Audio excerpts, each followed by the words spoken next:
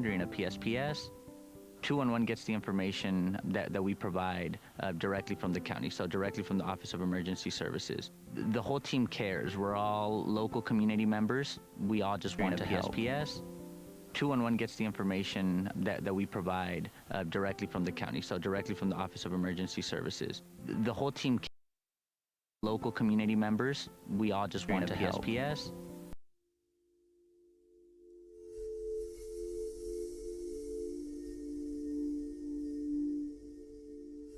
So we were all sleeping in bed on Thursday, November 8th in Paradise. And first the house phone rang. Picked up my phone. It was my sister who lived a block or so away from us. We were woken by a telephone call from my daughter. She said that we were being evacuated. I left sooner than them. I had everything ready. They were on the way out the door. There was not time to think about what you're going to take, what you're not going to take. The night before the fire, I knew it was a red flag warning, and I knew that it was a high risk. So on my way home, I filled up the tank. On our way out, we didn't get too far from the house.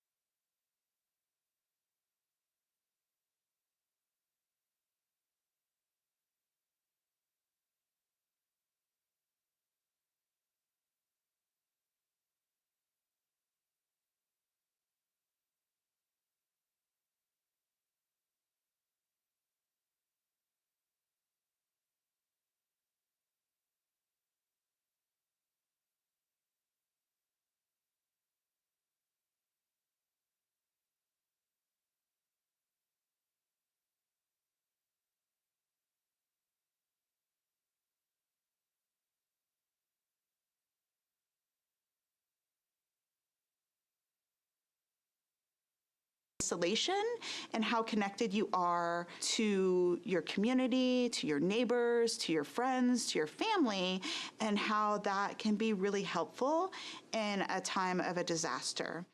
So we were actually the beneficiaries of someone making that plan in advance to have that group of people that they were going to call.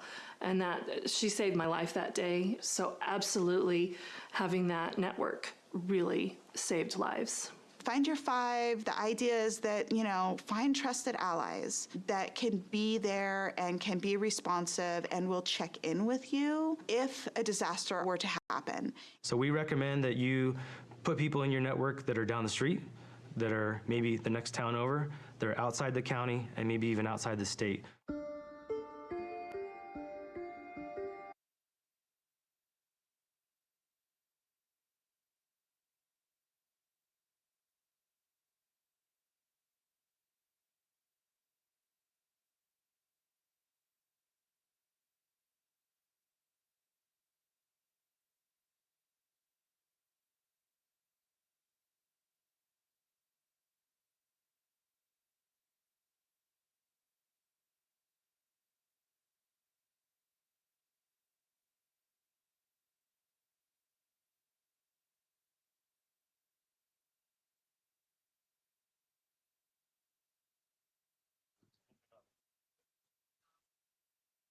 This is a microphone test for Teams. Microphone test for Teams. 1, 2, 3.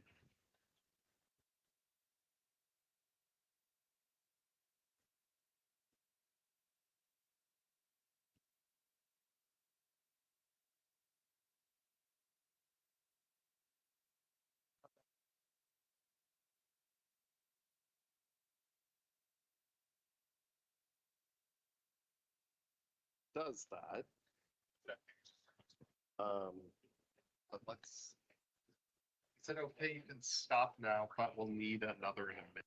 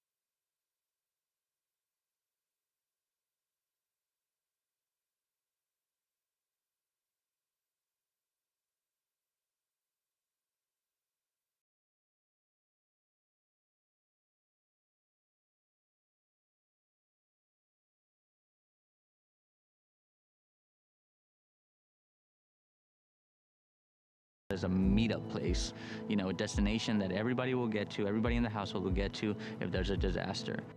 Recognize you live in a community, in a county, that really does take the emergency response as a priority. We have worked diligently throughout the last few years on ensuring that not only our staff are trained and prepared, but we're also putting that out for our community.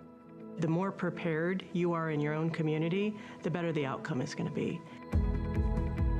The level of community awareness, they have to be part of the solution. They have to communicate with their neighbors.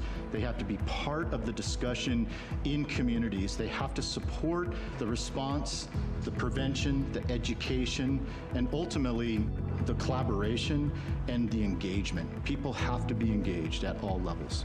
The more you think about it now, the easier it will be when the time comes that you need to evacuate. We've created this network and we want you to make sure that you know that you can tap into that. So if you are feeling a little bit overwhelmed, not sure where to start, reach out to one of our offices, reach out to the Fire Safe Council or 211. We're here to support you.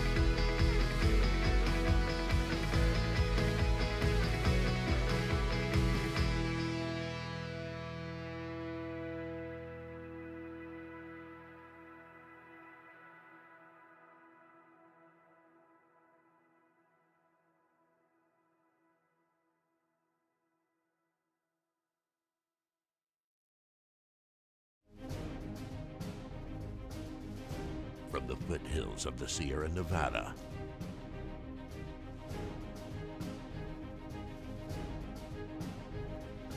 a new hero will emerge.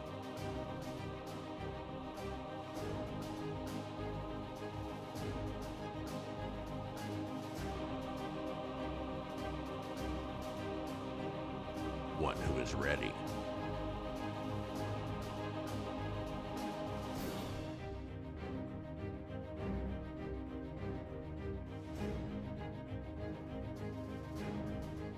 One who makes sure their friends and family are set.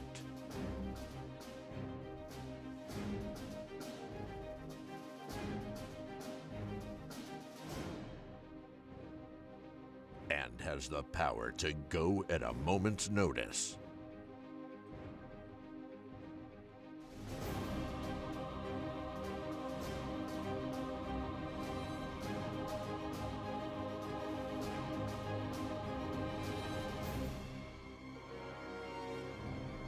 This fire season, you're the hero. We are Ready Nevada County.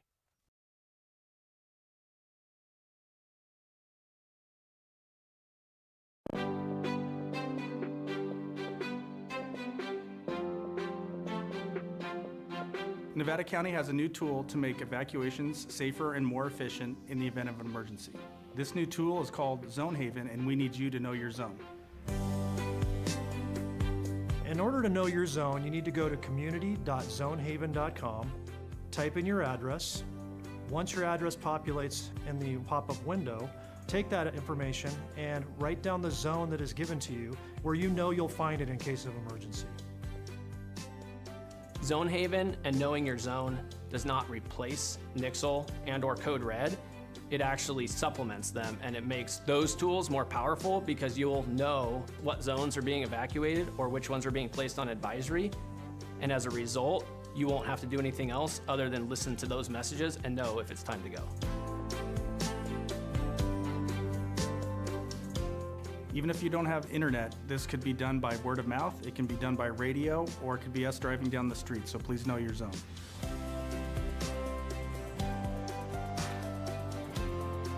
From Truckee to Lake of the Pines, from Chicago Park to Spenceville. Every single square mile of Nevada County has a zone. And having a zone that you know for your neighborhood is going to help you save time to be able to evacuate and keep you and your family safe.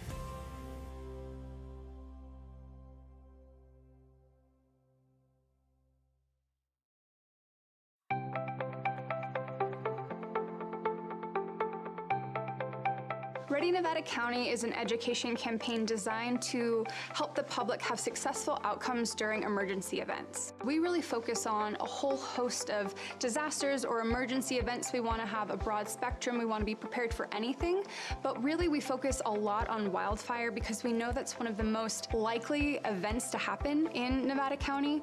Ready, Set, Go is really built around the wildfire premise to prepare residents to be ready before an event, to move into the set posture when there's a red flag or a fire is near you, and then to go when it's time to go. Essentially, in its simplest form, it's a three-tiered community emergency preparedness plan.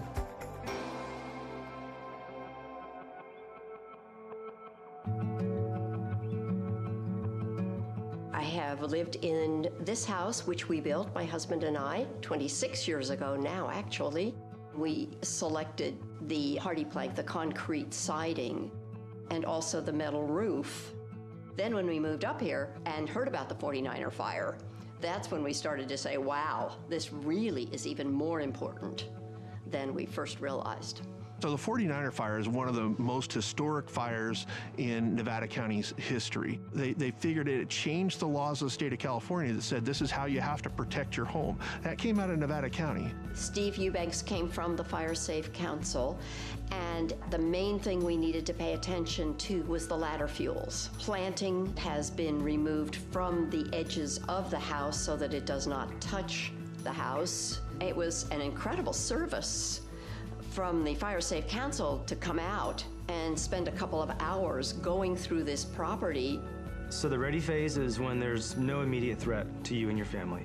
This is the time when you should be doing education and planning, whether that be training, educating yourself, or accumulating equipment, hardening your home, creating defensible space. Defensible space is really all about creating a buffer zone between your house and flammable vegetation. We really focus on defensible space around the home, that first 100 feet, but also around the roadway too. Another aspect of the ready phase is hardening the home, and really what that means is making your home more resilient to wildfire. That's going to be putting the fine-grained mesh around the vents of your home so that embers won't get under your house or into the eaves of your house. That's going to be using non-combustible materials on your deck and around your home. So when an ember storm comes through, it's not going to ignite your home itself.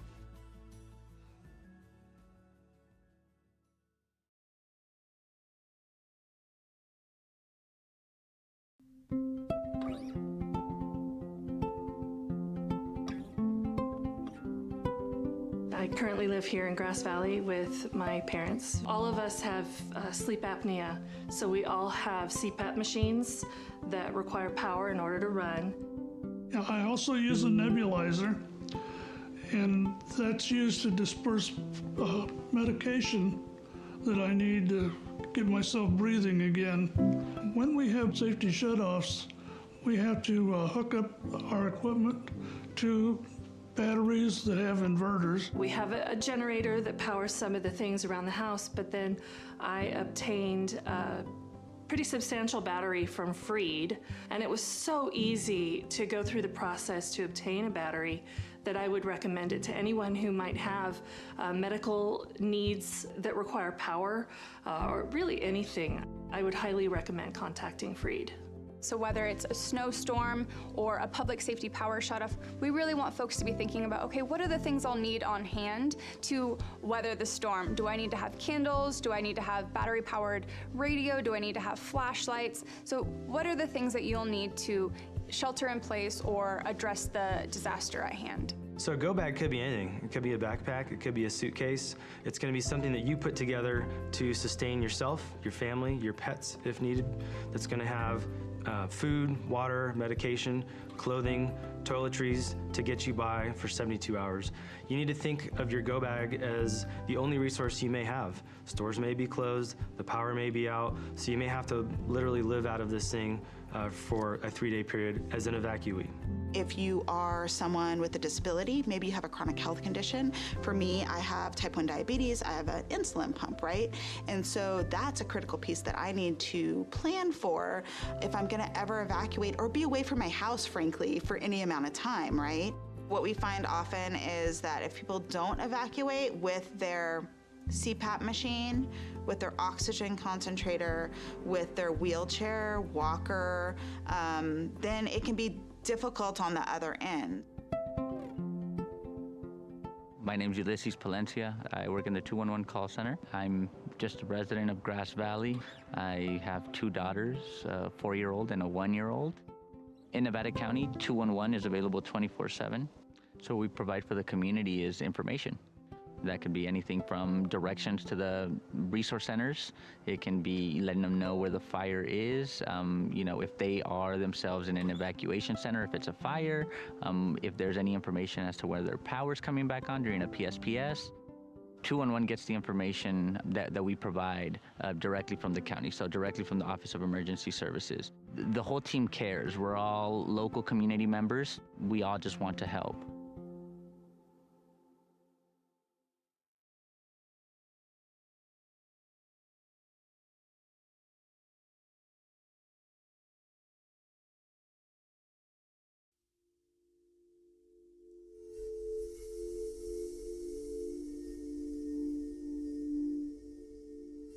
So we were all sleeping in bed on Thursday, November 8th in Paradise. And first the house phone rang. Picked up my phone. It was my sister who lived a block or so away from us. We were woken by a telephone call from my daughter.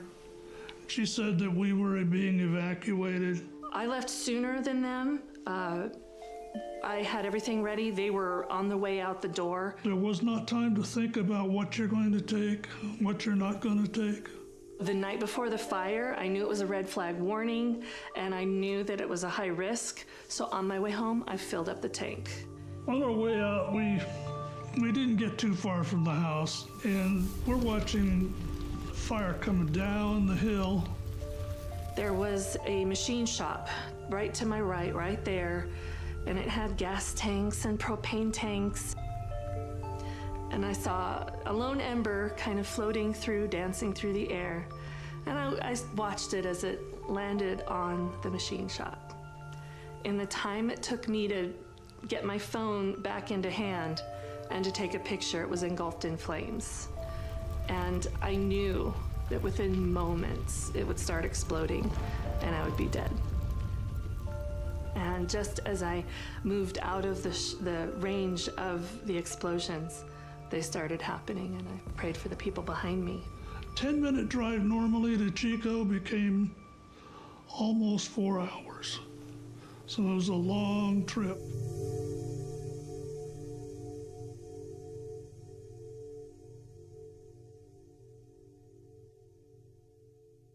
We started to hear a pattern. People kept telling us their story of how they escaped the campfire, and they talked about how if it wasn't for my neighbor who came and knocked on my door to tell me there was a fire, I don't know that I would have gotten out alive. If it wasn't for my son who lives next door picking me up and putting me in their car and driving me out of there, I don't know how I would have survived. And so I started really thinking about this connection between isolation and how connected you are to your community, to your neighbors, to your friends, to your family, and how that can be really helpful in a time of a disaster. So we were actually the beneficiaries of someone making that plan in advance to have that group of people that they were going to call. And that she saved my life that day. So absolutely having that network really saved lives. Find your five. The idea is that, find trusted allies that can be there and can be responsive and will check in with you if a disaster were to happen. So we recommend that you put people in your network that are down the street, that are maybe the next town over, that are outside the county, and maybe even outside the state.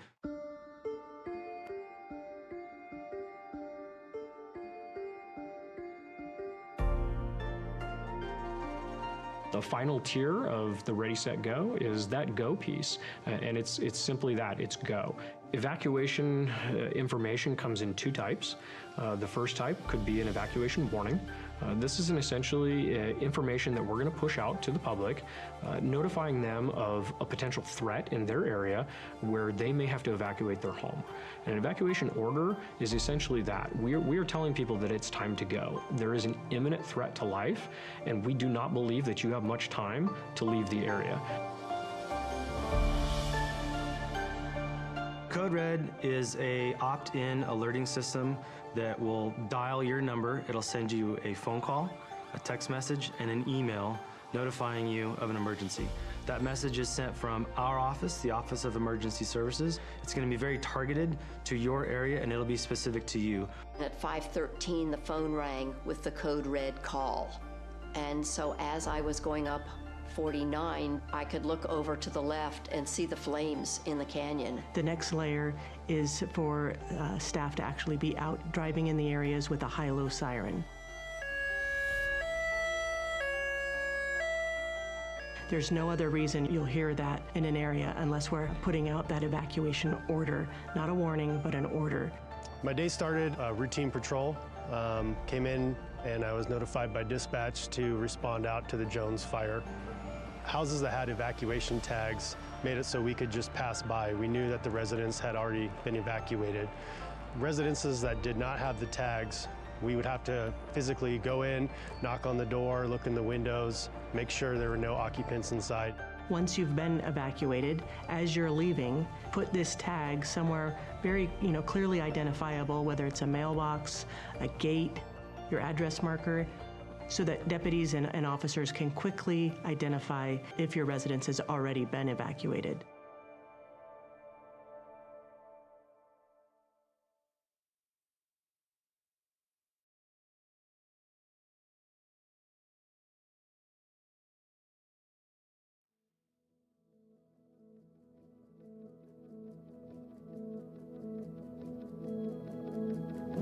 I mean, you look out my back window here on the east side, and you see how close this fire came. It was certainly a shock, and at the same time, it was such an incredible relief to have the house as safe as it was. I mean, I think with personal preparedness and being ready, it can feel overwhelming.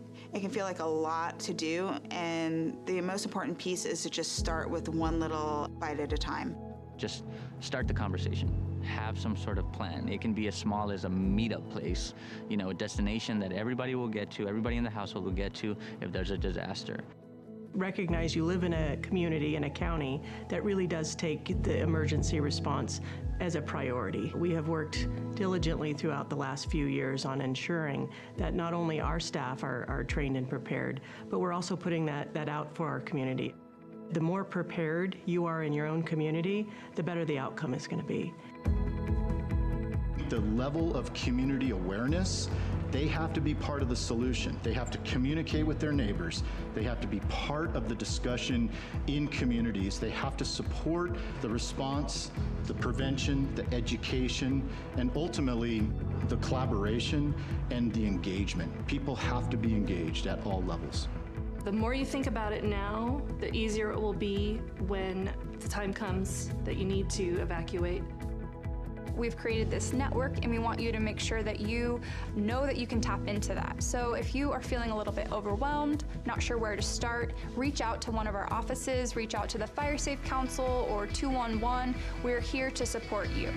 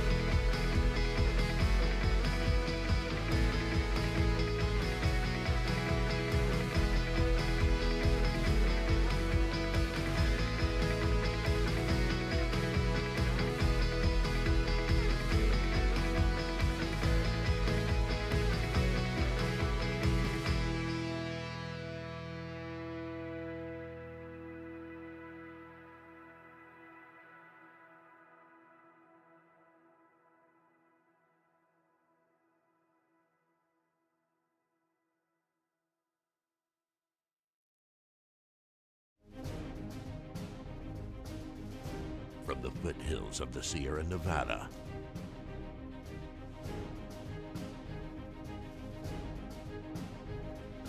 a new hero will emerge.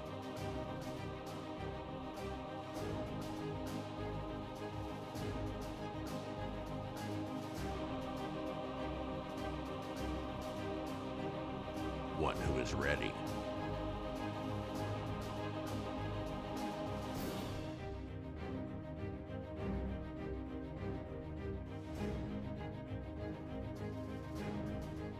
One who makes sure their friends and family are set.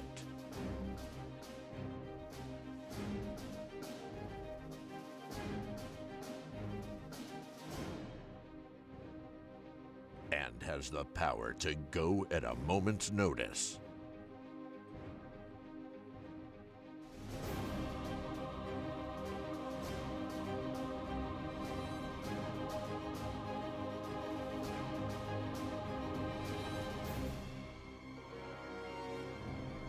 This fire season, you're the hero.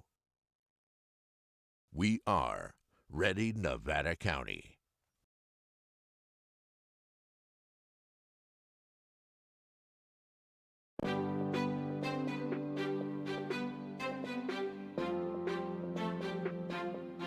Nevada County has a new tool to make evacuations safer and more efficient in the event of an emergency. This new tool is called Zone Haven, and we need you to know your zone. In order to know your zone, you need to go to community.zonehaven.com, type in your address. Once your address populates in the pop-up window, take that information and write down the zone that is given to you where you know you'll find it in case of emergency. Zone Haven and knowing your zone does not replace Nixle and/or Code Red. It actually supplements them, and it makes those tools more powerful because you'll know what zones are being evacuated or which ones are being placed on advisory. And as a result, you won't have to do anything else other than listen to those messages and know if it's time to go. Even if you don't have internet, this could be done by word of mouth, it can be done by radio, or it could be us driving down the street, so please know your zone.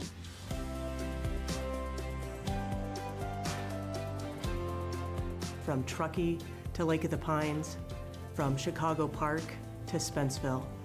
Every single square mile of Nevada County has a zone. And having a zone that you know for your neighborhood is going to help you save time to be able to evacuate and keep you and your family safe.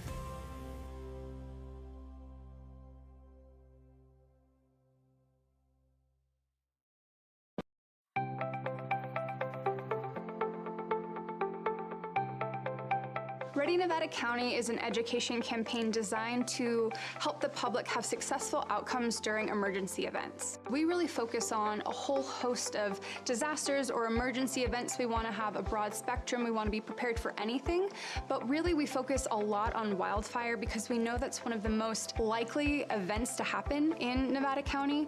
Ready, Set, Go is really built around the wildfire premise to prepare residents to be ready before an event, to move into the set posture when there's a red flag or a fire is near you, and then to go when it's time to go. Essentially, in its simplest form, it's a three-tiered community emergency preparedness plan.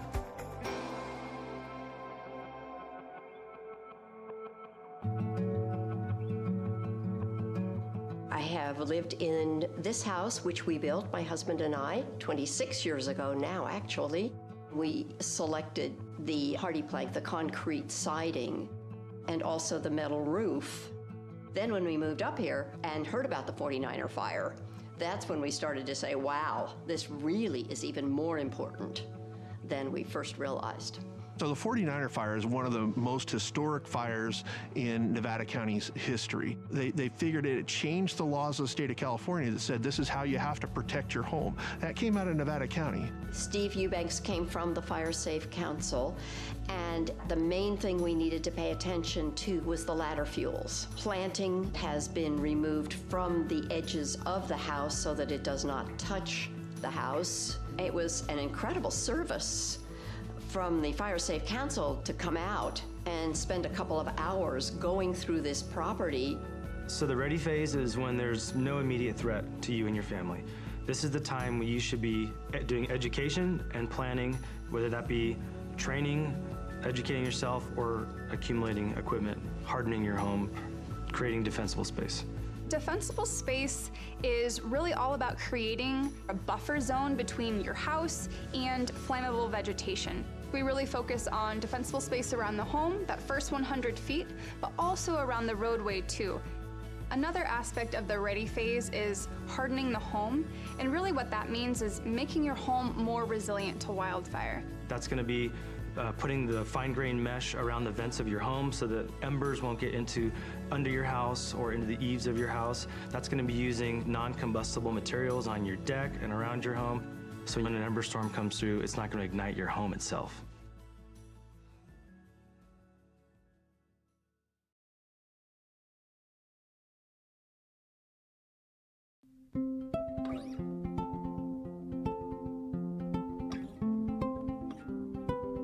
I currently live here in Grass Valley with my parents. All of us have sleep apnea, so we all have CPAP machines that require power in order to run.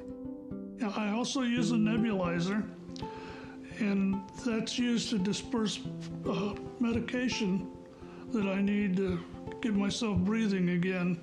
When we have safety shutoffs, we have to hook up our equipment to batteries that have inverters. We have a generator that powers some of the things around the house, but then I obtained a pretty substantial battery from Freed, and it was so easy to go through the process to obtain a battery that I would recommend it to anyone who might have medical needs that require power, or really anything. I would highly recommend contacting Freed.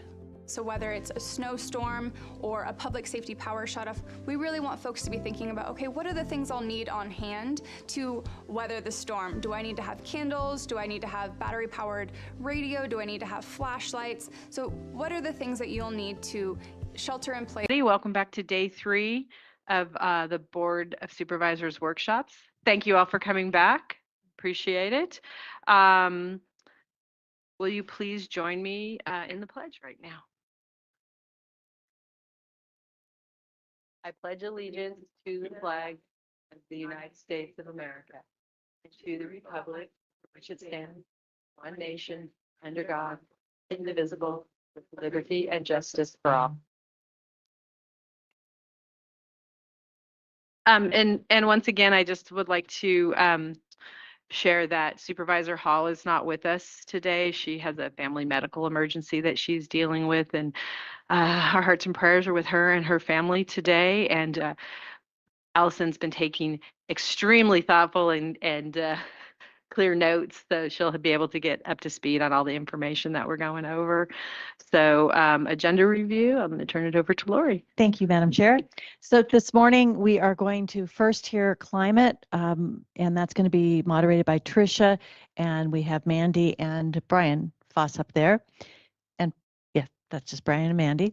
And then we'll have the Capital Masters Plan with Alex and Patrick and Aaron at 10 o'clock, 10:05.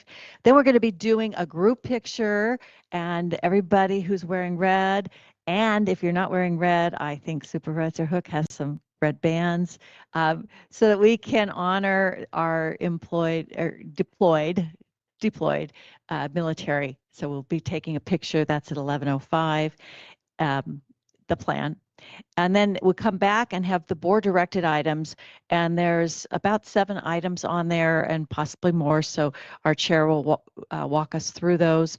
It's going to be a working lunch today, so there'll be a short stretching break around 12:15. Rain will deliver boxed lunches to you where you're seating, and then you can eat them if you're hungry or eat them later, but you'll have your lunches there in front of you. And then we will go through resources and priorities by Aaron, review the 2026 objectives that all of the board come up with about 1 o'clock, have closing comments, and our plan is to be completed at 1:45. So that's the plan today. And now I'd like to welcome Tricia, Mandy, and Brian up to the front for the climate presentation.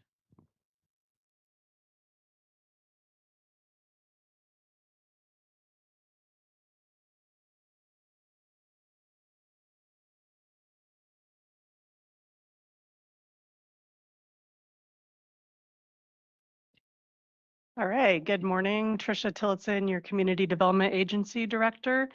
And I'm joined by our panelists who have, of course, ad hoc supervisors Bullock and Hook. We have Brian Foss, our Planning Director, and Mandy Stewart, our Senior Management Analyst. So for the climate resiliency objective, we have a short panel discussion planned, followed by proposed 2026 actions and board discussion. So diving into the panel discussion, we'll start with our ad hoc supervisors, Bullock and Hook. With significant progress underway to advance the climate objective, recent accomplishments have included the completion of a transit charging station, ongoing electric vehicle purchases, and facility projects that integrate energy efficient materials and techniques.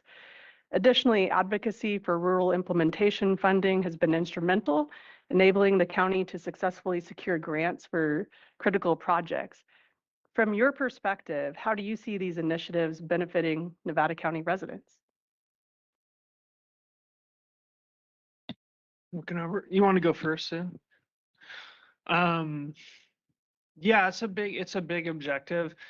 I think just from my perspective, I think we, Supervisor Hook and I have worked hard to try to create a roadmap without mandates to try and bring forward things that we all share in common related to climate change and greenhouse gas emissions, clean water, clean air, prevention of forest fire, prevention of smoke, enhanced access to some of the things like clean energy with Pioneer Energy. So I'm proud of the fact that we've brought together a bunch of diverse viewpoints around this topic, because we understand that nationally it can be very charged politically with the words that we use. The basic tenet, and Karen Lang showed this to us before, is that if we want to pursue grant funding in Nevada County, we need to have a climate action plan, otherwise known in here references the resiliency roadmap. We need to start thinking about these things because we are in California and the state prioritizes that type of activity. So I think really trying to capture the revenue that will serve our community first and foremost is my priority. we had the CRC grant for $10 million. That's $10 million that our community is benefiting from because we're doing this work. That's putting, new roofs on our facilities, energy efficient heating, cooling, air conditioning, areas, where people can kind of get out of the smoke. And so I think we've really benefited from the board objective. In your report, you have these other highlight areas. The two that come to mind, one of them is the zero emission vehicle implementation, which has a lot of grant funding associated with it. I'd really like to see chargers in faster. I'd like to see chargers at the route station in the next 6 months. We've had them in other areas of the county for a long time, but a lot of us, when I go into the route center, there's, I don't know, a lot of zero emission vehicles. And if we can charge there, we not only create that reduction in greenhouse gas emissions, but we create an affordable and healthy way for our employees, staff members, and visitors to kind of get around and capitalize on that infrastructure that we got from a grant. The Sustainability Summit was also a huge success in my mind. One of the highlights for me was being able to work on the panel with our youth. And what I heard from them loud and clear is kind of this challenge to our leadership in our community. Like, so what? So what? What are you doing about it? What are you going to do to help us? And how are you going to change our future? And so I take that very seriously. I know the Year of the Youth for Supervisor Hall was a big focus area for her understanding and really gaining that feedback. And I think when you ask the youth of our community to weigh in on something and we get something so definitive as you need to help us, and the people in the room are the people making those decisions, I feel compelled to follow this objective, to support this objective, to work toward grant funding that brings, an infusion of cash to our community. So I'm really excited about it. I think, again, just like we saw with economic development, this is a long throw. It's not something you spin up in a year and then spin down and change priority and change direction. I think if we methodically put effort into moving in a direction that's healthy, sustainable, and resilient for our community based on the initiatives you have for us and what's coming out of the resilient plan, will make a difference. And then one final piece is the resilience project. I forget, Sue, what we called it before it was a resilience project. Western County Collaborative or something. Yeah. But it's really cool when you get in that room. We hosted this meeting in Grass Valley and we had like 120 people in the Love building, all that wanted to talk about the county and what we're doing in this space. And these are people from a diverse background. These aren't people that are just climate focused. They're people from Nevada Irrigation District, Grass Valley, Nevada City, the hospital. And then kind of this intersects with living a healthy lifestyle in our community. So the hospital had a lot to say about what we're doing inside this plan and how it will benefit the general health and well-being and wellness of our community. So it's just really exciting for me. Again, I think it's a long throw, and I'm looking forward to seeing how the board and my colleagues support it and how we can move forward. But I just so appreciate our staff too. You guys have worked very diligently on this, and our consultants, Rincon, who are not here, have done an outstanding job synthesizing what specifically our community needs. Well, Hardy, you covered that very well, but so some on the let's go on a simpler side of this too, though. I think there's tools that we can look at that want to bring the community into being part of this project. It's even like using your glasses that you get to take home, which I don't have mine. I feel lost today without my cup. I'm not kidding you. It's a very weird feeling, but it's the little things that you begin to notice that there are things that we can do collaboratively that really make a difference. We look at what we have at our Mert Center and how you look at trash, right? I mean, that's all a part of climate as well. And how do we manage those things? And how do we make it people feel comfortable? Because sometimes it goes the other direction, right? So that's been our job too, is to be able to sell this to a community that maybe doesn't look at climate as extensively as the other group, right? So how do you bring those people together? And that was exciting about our summit or the summit for one thing, and also our meeting in Grass Valley. It brought all kinds of people together having conversations. And I really like the how we're bringing agriculture, because agriculture has a lot to give and they get blamed a lot. And this kind of opens up a new door that shows what agriculture actually really does. Whether it's fire prevention, we look at the amount of irrigated grounds and cleared properties that are maintained and steward, and how do we help those folks as far as getting different kinds of funding as well. And so it's been a very interesting journey for me. It wouldn't have been a committee that I had really planned on being on, but I have actually really enjoyed it. I've enjoyed working with the people, the different ideas, and how creative people can be. From water, water is a truly, it's a commodity that is of such great value because we can't do anything with it. So how do we save it and correct it from, especially bad forest management over time? So really excited with the work the Forest Service is doing, because how do we retain that moisture over time? And so a lot of good work. Look at, I just drew a blank, but some of the work done for meadow reforestation and some of the stuff that NID is doing that we are working along side by side. I love building that new relationship. Love the relationship with the hospital, because really it just makes you real get people out, get people moving, because it all has a lot to do with your inner self and how you even feel about yourself working in a community. So unlikely partners are the best partners, and that I think has been really exciting to watch and work through. And you guys are fantastic, Mandy, and I really appreciate all the communication. Sometimes we don't get back and forth as fast as you like. Sometimes I'm kind of like, well, I'm not sure how I feel about that. But then we walk through those things, and I appreciate the summit was amazing. I hadn't gone for a couple of years, and you guys did a tremendous job, and really looking forward to where we can go. I think my favorite highlight was the kids. Without a doubt, it's so fun to listen to the people that we're making decisions for the future. And I really loved that came together so well, and I think the audience actually really loved it too. And I look forward to what we're going to create for next year. So with that, I won't go on anymore. Just it's a really interesting time we're in, and I hope that we can just keep having those communications and bring in our community in to do what's best for our community. Thank you so much for your perspectives. And we touched yesterday on the SALC grant, which touches agriculture. So that's really exciting to see that go forward. And then we hope to have, thanks to Kimberly Parker in economic development, we some fast charger stuff coming to Nevada County soon. Not the Reed Center specifically, unfortunately, but elsewhere. So hopefully look forward to seeing that. So next, Brian, I'll ask, could you just update us on the status and anticipated next steps for the Resource Resilience Roadmap? Sure, thank you. Plan, we've been working on the plan for almost a year now with our consultant Rincon, and it's going well. It's on schedule and it's on budget at this point. The main purpose, as the two supervisors touched on, the roadmap is being drafted to be a non-regulatory document. It identifies voluntary measures and partnerships that advance county-wide resiliency efforts and help position the county for state and federal funding. Over this last year, we've completed a county-wide community GHG greenhouse gas emissions inventory, establishing baseline targets and future targets for reduction of GHG production, finalizing a vulnerability assessment, a community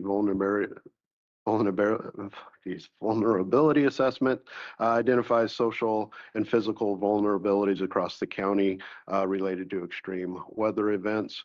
We've held 2 public workshops, one in Grass Valley, one in Truckee.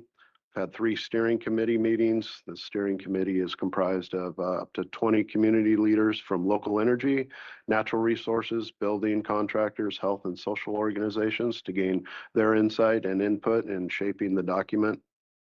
We've had a community survey that received 170 responses, identifying wildfire, heat, and reduced snowpack as top concerns, as long as cost as potential barriers to action. The meat of the plan, the draft measures and actions, have been drafted by our consultant and are being reviewed by our stakeholder groups and county staff. These will serve as the primary recommendations that make up the roadmap. The roadmap itself will contain the GHG emissions profiles and trends, the climate risk and vulnerabilities, including social and physical vulnerabilities, and alignment with the local hazard mitigation plan, as well as the community wildfire protection plan. We have systems-based measures and actions that are identified, made up of 5 categories, including economic and resource resilient systems, as we recognize funding is a key component to implementing these efforts. Building systems around home hardening and electrification, mobility and transportation systems, the electric vehicle charging, fleet moving to electric vehicles, natural and working land systems, which acknowledge the benefits of agriculture and identify programs to support and enhance agriculture, as well as fuel management and reduction activities. And then a social and government system to manage resources during extreme weather events or emergencies, such as establishing resiliency hubs, warming shelters, cooling shelters, that type of thing. And then an implementation roadmap to identify actions to actually implement and follow through on projects. Again, the benefit that we see with the roadmap is identifying and prioritizing efforts and projects that may be available and useful for the broader community, providing clear foundational information and data, and supporting grant applications and funding alignment to strengthen the county's competitiveness for state, federal, and other funding sources by demonstrating needs and data-driven strategies. We are in kind of the final stretch of the plan, and over the next 5 or 6 months, we will have a second community survey to go out in February. We're having focus group meetings with individual stakeholders, and our steering committee will have additional meetings in February and March, additional public workshops later in March and April to get more community input and review our draft plan, releasing a draft plan in May with the intention of coming to the Board of Supervisors meeting in July for consideration and adoption. That concludes my status update. Well, thank you, Brian. That represents a lot of work over this last year. So I know the board will look forward to seeing that later this year. So Mandy, that brings us to, could you share an update about the Resilience Project, the Sustainability Summit, and Pioneer Energy? Sure. Thank you, Tricia. So grateful to the ad hoc supervisors. They shared a lot of information and updates on these 3 items, but I'll just give you a little more information from the staff level. So as shared, the Resilience Project is a newly formed a climate collaborative on the western slope of the county. This has been funded with a grant called the RRGP. We had our public launch in October of 2025 and is shared by Supervisor Bullock. We had an outstanding turnout. We had over 100 residents, community members, partners, stakeholders show up to this meeting, which really demonstrates the energy and the interest around this resiliency work in our region. We will be hosting our second public meeting upcoming on February 18th. And at this meeting, we will further specialize the energy and collaboration of the members to elevate projects and ideas under 3 large resiliency themes. So we will be narrowing our focus on all the projects that the community is already working on and kind of the projects that are on the dream list for our partners in the region. Additionally, over the coming months, the facilitation of the Resilience Project will transition to staff. Under the RRGP grant, there was monies available for us to partner with Sierra Business Council. They have been leading the efforts on developing and facilitating this work until now, and over the coming months, we will transition that facilitation internally to Nevada County staff. We do foresee the Resilience Project being an ideal space to help the county elevate the recommendations that come out of the roadmap that Brian just described. We also see it as an opportunity to consolidate existing meetings in our community and partner on projects across Western County. Next, I will touch on the Sustainability Summit, which was also covered by both of our ad hoc supervisors. This annual event has proven to be an incredible opportunity for partnership building and engagement across a wide variety of resilience work being done throughout our region. The 2025 summit brought over 200 regional stakeholders together to discuss what resiliency means for the people, the landscapes, and the future of our rural communities. Staff will start to develop the content and programming for the 2026 summit over the coming months, and with the goal of leveraging partnerships, identifying opportunities, and embedding resiliency initiatives into our core service delivery. Lastly, I will touch on Pioneer Community Energy. As a reminder for the board, in February 2025, your board approved the Nevada County joining Pioneer Community Energy, which is a community choice aggregation program delivering energy to our region. In June of 2025, the CPUC approved the addition of Nevada County to the Pioneer JPA, along with several other of our neighboring jurisdictions. Pioneer is currently in the process of procuring power to meet the customer demand within the new member jurisdictions, and the expectation is for service delivery to start in October of 2027. So over the next year, staff will coordinate with the Pioneer team to educate our community members on this service transition, including the opportunity for customers to stay with PG&E if that is their preference. Thank you, Mandy. A couple minutes for a lot of big projects that are going on. So next we're going to go into board discussion, and of course we're happy to answer any questions, but I did want to just highlight for the next year we anticipate completing the resource resilience roadmap and beginning or continuing implementation of the plan. The resilience project is planned to continue with staff helping to facilitate with community leaders working in working groups. We're also looking forward to the 2026 Sustainability Summit, and we'll continue to pursue funding opportunities, which we think will be bolstered by the Resource Resilience Roadmap to help us continue to be ready for implementation. Meanwhile, if the board did have additional funding for this objective, we'd recommend about $200,000 to be set aside for matching funds for grants. And just as a reminder, California voters approved a $10 billion funding with the Proposition 4 for climate resilience and natural resources projects. And the first allocations from that voter-approved bill were approved in the fiscal year 25-26 state budget. So given the immediate opportunity to source Proposition 4 funding opportunities, we think we're well positioned to leverage funds and elevate our resiliency work. So with that, I'll hand it to Chair Swarthout. Thank you so much. Thanks for the presentation. So, Rob, any questions or comments? No, not much. Thanks for that. I don't have much to add from Hardy and Sue's, other than I appreciate their efforts, and particularly, like Hardy mentioned, sometimes even the word climate can be really charged. And so I have appreciated learning and the kind of push for, a broad variety of areas that it's working on. Sue touched on a number of them. It's kind of like, I think, economic development yesterday. It's more important to some people, less important. And I think where we find the common ground that everybody can agree on is a lot more effective rather than kind of the two extremes. So I love it's outlined in here, the various, agricultural, water, and intersection with economic development. It even talks about wildfire smoke, power outages. Those are all things that I think people don't, or at least myself, didn't historically think of within the realm of climate. So yeah, I appreciate the work on that. And yeah, thank you. Great, thanks. I have one question. Do you have a date for the 2026 summit yet? We are currently working with our ad hocs to identify a date. We're targeting the fall again, so around October-ish.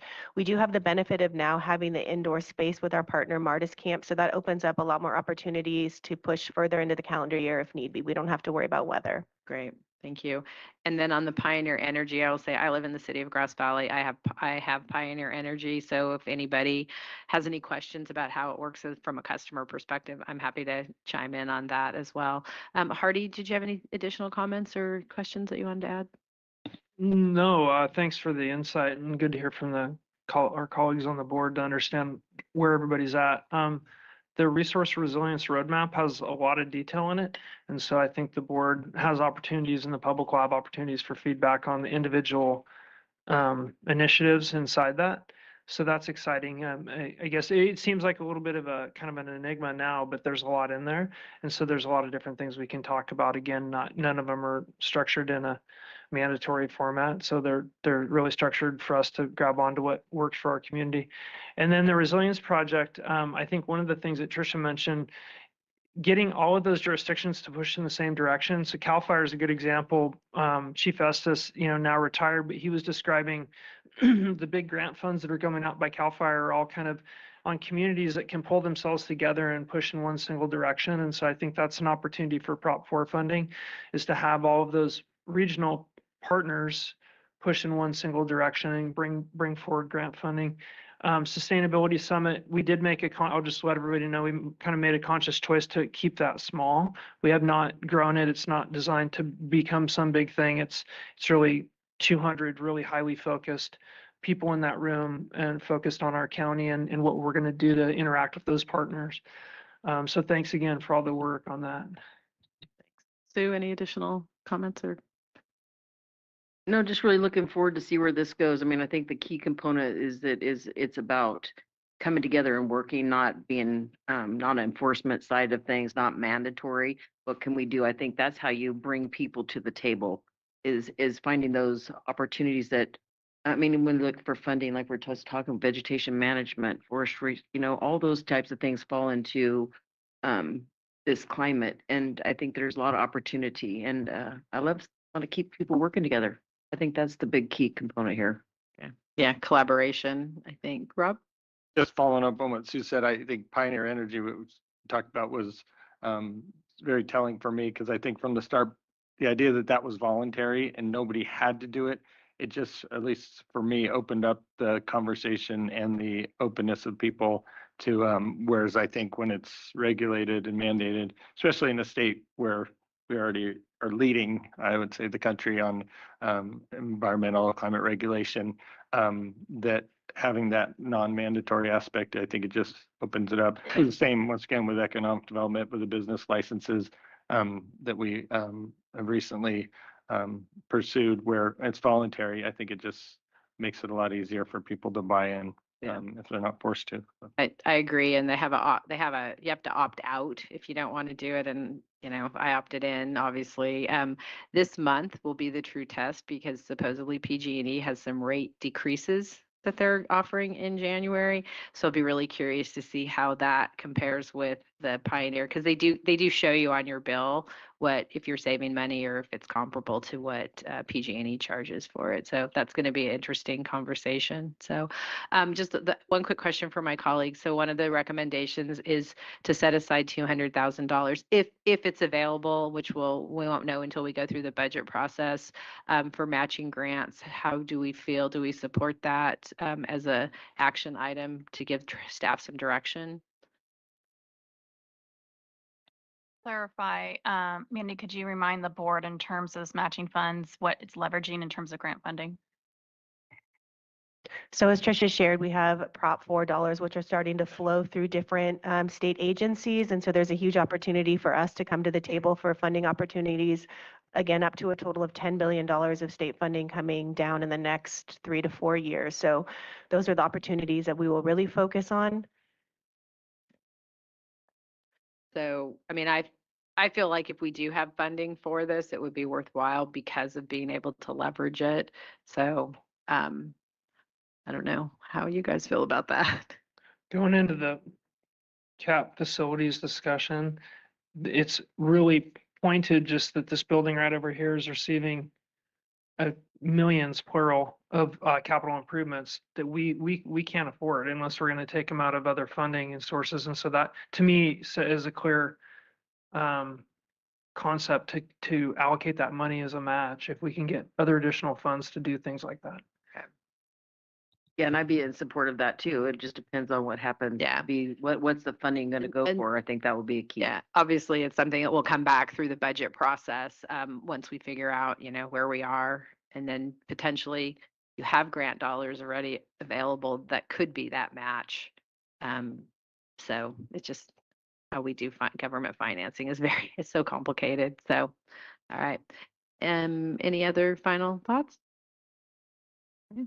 Great. Thank you guys so much. Thanks for all the work that goes into this. And thanks for being flexible from We'll yesterday. take that as board direction to incorporate $250,000, $200, thank you, to leverage grant funding, and we'll incorporate that into the budget process. Thank you very much. And now our next presentation is Capital Facilities Master Plan, and that includes Alex, Patrick, and Aaron.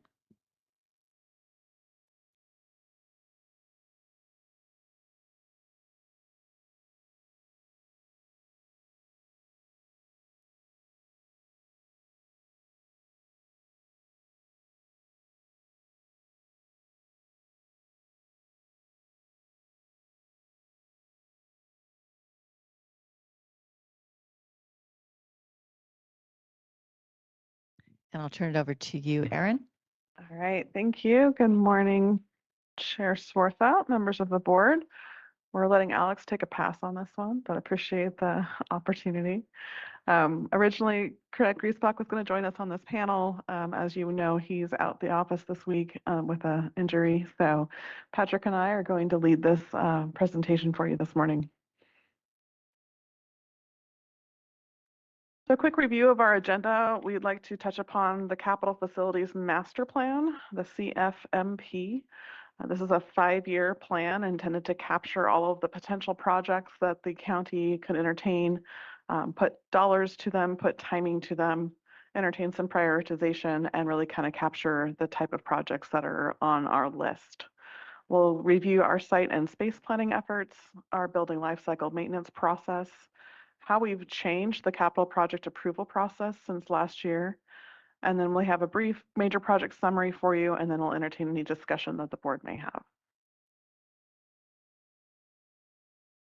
So moving into our 5-year capital facilities master plan, this is really our strategic plan to align resources. And while we've had this plan before, it has gone through a pretty big overhaul, recognizing that we need to capture both staff capacity, funding, prioritization, urgency, and really just be prepared for that long-range approach to planning for improvements for our county-owned facilities, for any new facilities that we're contemplating bringing online, and the gamut in between. So really, for me, of course, budget is my focus. So I love the fact that we are forecasting budget over a 5-year term, that we are being very thoughtful about what we can afford, what is reasonable in terms of expectation for funding. It does contemplate other funding sources, not just the general fund. So we are capturing all of the opportunities available for grant funding, for realignment funding, for special project funding. Anything and everything is being considered, and it's not just specifically for our general fund dollars. This plan also provides a level of transparency and accountability that we haven't had before, because we've engaged help with our stakeholders in the departments, gone out and solicited what is it that they need, how are their current facilities serving them or not serving them, what are the opportunities on the horizon to either improve the existing facilities that we may have or look for new ones. And really this came about in large part because of all of those behavioral health beds that we've added to the homelessness system over the last 5 years. We've done that in a very dynamic, on the fly way, because we wanted to capture the funds as they became available. And while everyone was in support of those projects, it unveiled a challenge that we have in making sure that our staff capacity is appropriate to support both the operation of those facilities, but also bringing them online. And so we've been able to beef up our capital facilities staff with project managers who are well versed in the construction industry, who bring a level of organization and planning to the mix that is very helpful in terms of just how many buildings can we work on at one time. And if all the money in the world was not the problem, then maybe staff capacity is the challenge. And so really putting some thought into how we capture all of those competing interests into one cohesive plan is what went into this development. And with that, I'm going to turn it over to Patrick to talk about our current leased office space. All right, good morning, Chair Swarthout, members of the board. Following a request from the board to better understand the property portfolio, the team put these numbers together. I will note that there is a discrepancy between the slide and the staff report. The slide is correct, and we can get you updated information. But in general, the county approach toward property is to prioritize ownership. However, there are instances when leasing makes either financial or programming sense. So in this case, you see that we have 5 leased facilities, which includes office space in Truckee, the Penn Valley and Bear River libraries, HHSA space at Brighton Greens, and then the new storage facility, the Loma Rica storage facility near the airport. So when we look at leased space, costs and terms are managed, of course, by the departments through budgets, which helps ensure accountability and that we are right-sized. And then, of course, portfolio oversight by IGS, which includes regular review to ensure we're staying on top of cost, risk, and alignment with service needs. Beyond that, the team, facilities team, is moving into a site and space planning exercise, and really this is helping develop plans and forward thinking around facilities, including like the Joseph Center, so that we can better understand future needs and build into the budget and planning. And part of that, we're thinking, how do you maintain and be strategic with associated services and needs that best prepare us to deliver service, expand and or contract as needed. Part of it too, and we also saw this in our employee survey results, how do we ensure we have equitable workspaces to support various teams to ensure that they're successful, maintain culture and morale. And then of course, how do we take advantage of not just where we work, but how we work to improve efficiencies, reduce costs, and continue to build on positive culture. So really kudos to the facilities team. We have several members with us today, really taking a fundamental look, both, capital facilities master plan, as Aaron talked about now, and the site and space planning to ensure that the county really has the right mix of space, and those spaces are performing well. So as part of that, certainly a recognition that long-range look at county site and space planning is needed, looking broadly at campuses like the Rood Center, the Joseph Center, and all others, right down to the size of cubicle spaces within each department, again, to make sure that we're ensuring some equity and fitting employee need. So there's really some unique opportunities in front of us on how we leverage this current climate. So as we look toward the next year, team, we've been working with a consultant to work on a comprehensive evaluation of county facilities, again, to review current facility utilization, cost analysis, highest and best use, all the way down to, again, standards for workspaces. This is intended and will be a long-range forecast. We'll engage the entire organization and help inform future capital planning. Timeline for the project is to engage the consultant over the next year and then culminate with a presentation to the board in early 2027. Another really important part of the facilities look is life cycle maintenance. And again, another example where there's really some important work being done to ensure that we have planning and deep understanding in place. So the sustainability of effective government operations is dependent on maintaining facilities. Life cycle maintenance, of course, is a proactive approach to ensure facilities are updated, maintained, and are replaced to ensure maximum longevity, and sustainability. Common examples include re-roofing, painting, carpet replacement, parking lot resurfacing. And really, the focus here has been making it possible to be more strategic, to be more budget conscious, and pivot, frankly, from being reactive to proactive when it comes to life cycle maintenance. This includes life cycle projection roadmap, implementing a project approval policy, leveraging technology to ensure project managers are fully informed, and enhancing customer communications and engagement.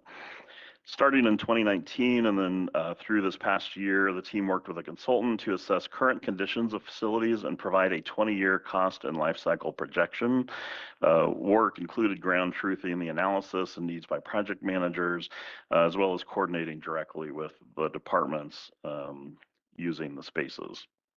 This has really helped weigh urgent needs against long-term planning to prioritize projects and give departments a more transparent look, as is captured, including in the capital facilities master plan, which is included in your board packets. Over the next 5 years in totality, expectation is to invest $14.4 million in life cycle maintenance projects and $3.5 million in planned projects this next fiscal year. Of course, as you'd expect, there's been important partnership between the facilities team, Aaron, and the finance team to develop strategy to ensure we are aligning approach with the annual budget process while balancing other project and resource needs. Want to look briefly at the maintenance process. First, comprehensive assessment of building conditions. Again, facilities conducted capital asset evaluations using a consultant to document current conditions and again, produce the 20-year life cycle cost projections. Assessments categorize assets by life cycle stage, helping identify and develop long-term replacement schedules and strategies. Also includes integration of staff expertise and on-site knowledge. Facility staff, building occupants are able to contribute real-time insights into recurring issues, operational challenges, and performance gaps, which consultants may not be aware of or not observe as part of their one-time analysis. But combining consultant data and findings with staff occupant input has produced an accurate and responsive maintenance plan. Part of that too, creation of an annual punch list, including all inputs, consultant reports, staff walkthroughs, and occupant feedback, feed the fiscal year maintenance plan. The plan prioritizes lifecycle maintenance based on urgency, timing, operational impact, and funding availability, ensuring that resources go where they are needed and will matter most. Annual budget approval, maintenance funding is approved separately from new construction to ensure that life cycle maintenance, which sometimes isn't as exciting or shiny as new buildings, still maintains the ability to have funding dedicated toward that work. And then program oversight and accountability, including dedicated project manager overseeing the entire life cycle maintenance program to ensure projects are prioritized and implemented. On the next page, you'll see an example of the maintenance summaries prepared for each of the buildings. These look similar to other capital projects summaries, but they include both general lifecycle maintenance and mandated disability access enhancement projects. Summaries, again, are intentionally designed with the same look and feel as the new capital facilities projects for consistency. And you can see on the screen here or in your packets an example of what those include. With that, I'll turn it back over to Erin. I just want to highlight here before moving on that previously we had all this information in various places, in various spreadsheets. We had subject matter experts in the departments, and it just was not necessarily organized or in alignment with funding. So what we've done instead is this 5-year look out. It is intended to be a plan, which means it is still flexible. It can be responsive to urgent or emergent needs. If we all of a sudden have a roof leak that we weren't anticipating, we do have flexibility to move that project up in the maintenance plan. And also, there was some confusion during budget time whether departments are intended to ask for funding to improve their spaces or whether facilities was going to ask for funding to improve their spaces. And really, for a lot of departments, that is one and the same pot of money. So it makes more sense now to have a comprehensive view here. And although the process as we're explaining it might seem like we're adding a lot of time and energy and effort into the approval process, it really does go quickly, because now we're all talking about the same things with the same information, whereas before it was a little bit disjointed. So kudos to Justin Drinkwater, your facilities director, Josh White, the program manager, and the project managers that we've hired in facilities as well that bring that kind of industry expertise to the show. We're really excited about how this is going to kick off in this next year. And again, we still meet regularly so that we can remain nimble as changes are needed. We're able to respond quickly. So to that end, we've also created a capital project initiation process. And this again is recognizing that departments in their respective subject matter experts, they're the ones that know about the grant funding before we do. They're the ones that know about the programs that are coming up for funding at a state or federal level that may have additional dollars available to do the thing. And so it's critical for us to have a way to communicate both that proactive planning and also incorporate that information into our long-range plan. So we've created a capital project initiation process, again, which aligns with budget, includes stakeholder input, and really just tries to make sure that we are all moving in the same direction at the same pace and that no one is moving ahead of anyone else in terms of project initiation and or finding funding. We recognize with capital projects in particular, this is your new projects, your grant funded projects, we aren't necessarily in control of the timing of when the funding becomes available. And so again, remaining nimble and remaining responsive to the board's priorities and board direction. Capital projects does have an ad hoc. It meets monthly when there's projects to talk about. We are working to streamline that agenda such that the ad hoc members know what's coming before the board before it comes before the board, and that gives them an opportunity to provide opinions and recommendations in terms of timing, funding, and additional oversight or review needed. The top capital projects here listed are ones that we've talked about a lot, and so it felt like it was relevant to bring forward here too. We've got a new animal shelter that's been in design for over a year that is on the docket for potential construction in 2027. We have the behavioral health treatment campus, which is much further along in design. It has fully funded funding from the state grant. You've seen several staff reports relative to that project over the last year. The firearms training facility the sheriff's office put forward, you've seen several staff reports on that too, as well as heard about that this week. And then our Community Resiliency Center, the $10 million grant for the vets building upgrades, that has been on our docket for a while. It has had a hiccup along the way in the process due to some seismic retrofitting that was not on our radar. And so that project is still viable. It is still in the mix and it is moving forward. You'll see construction starting later in 2026.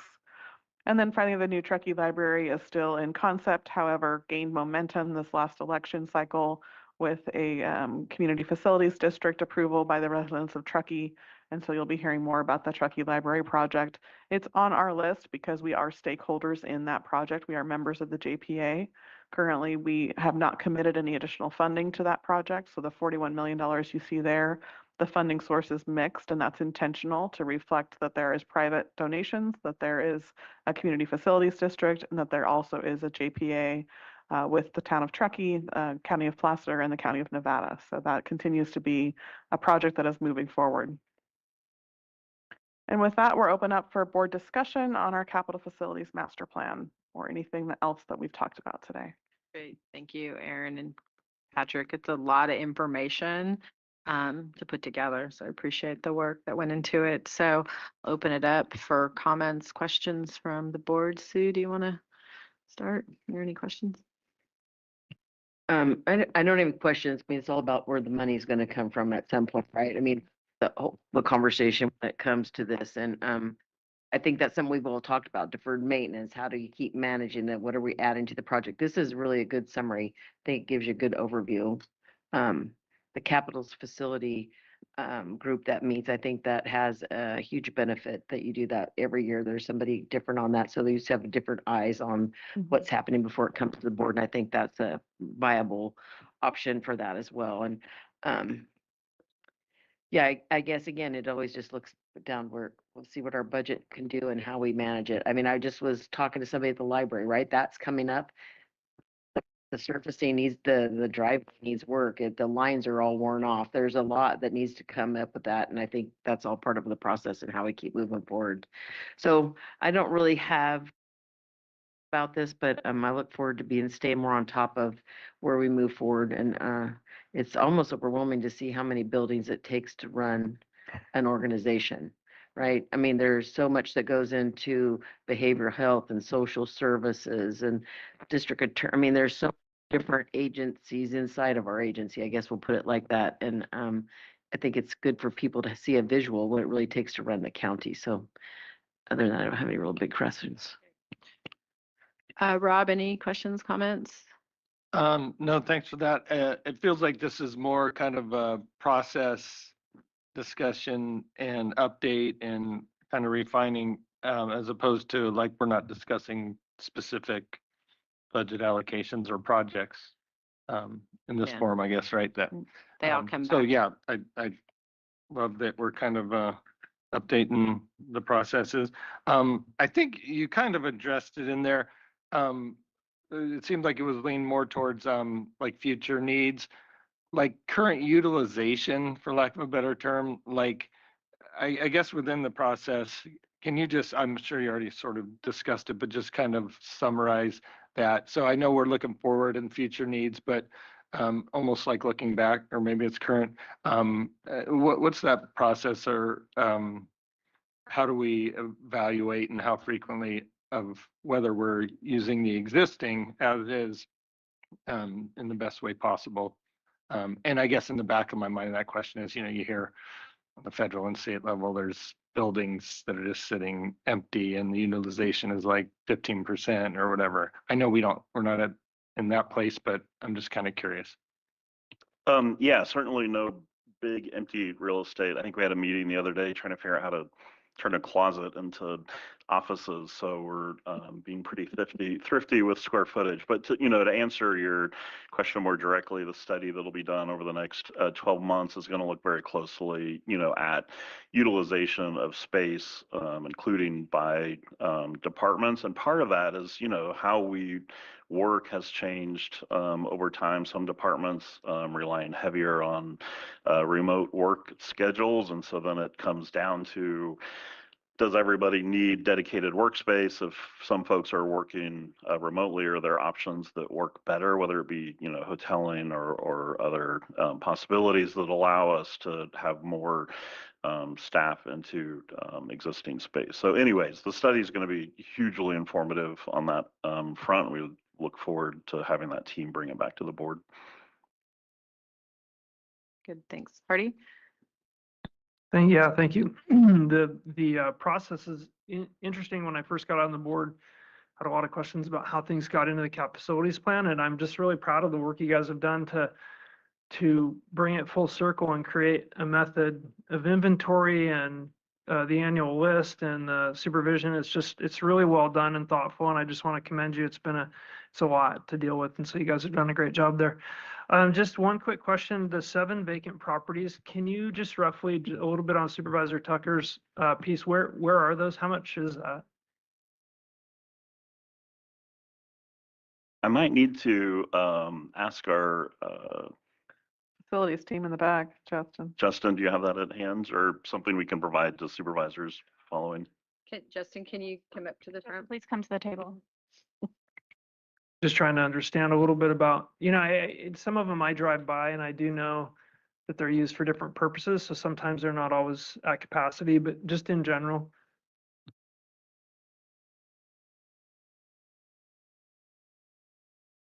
Yeah, Supervisor Bullock, we have a number of properties.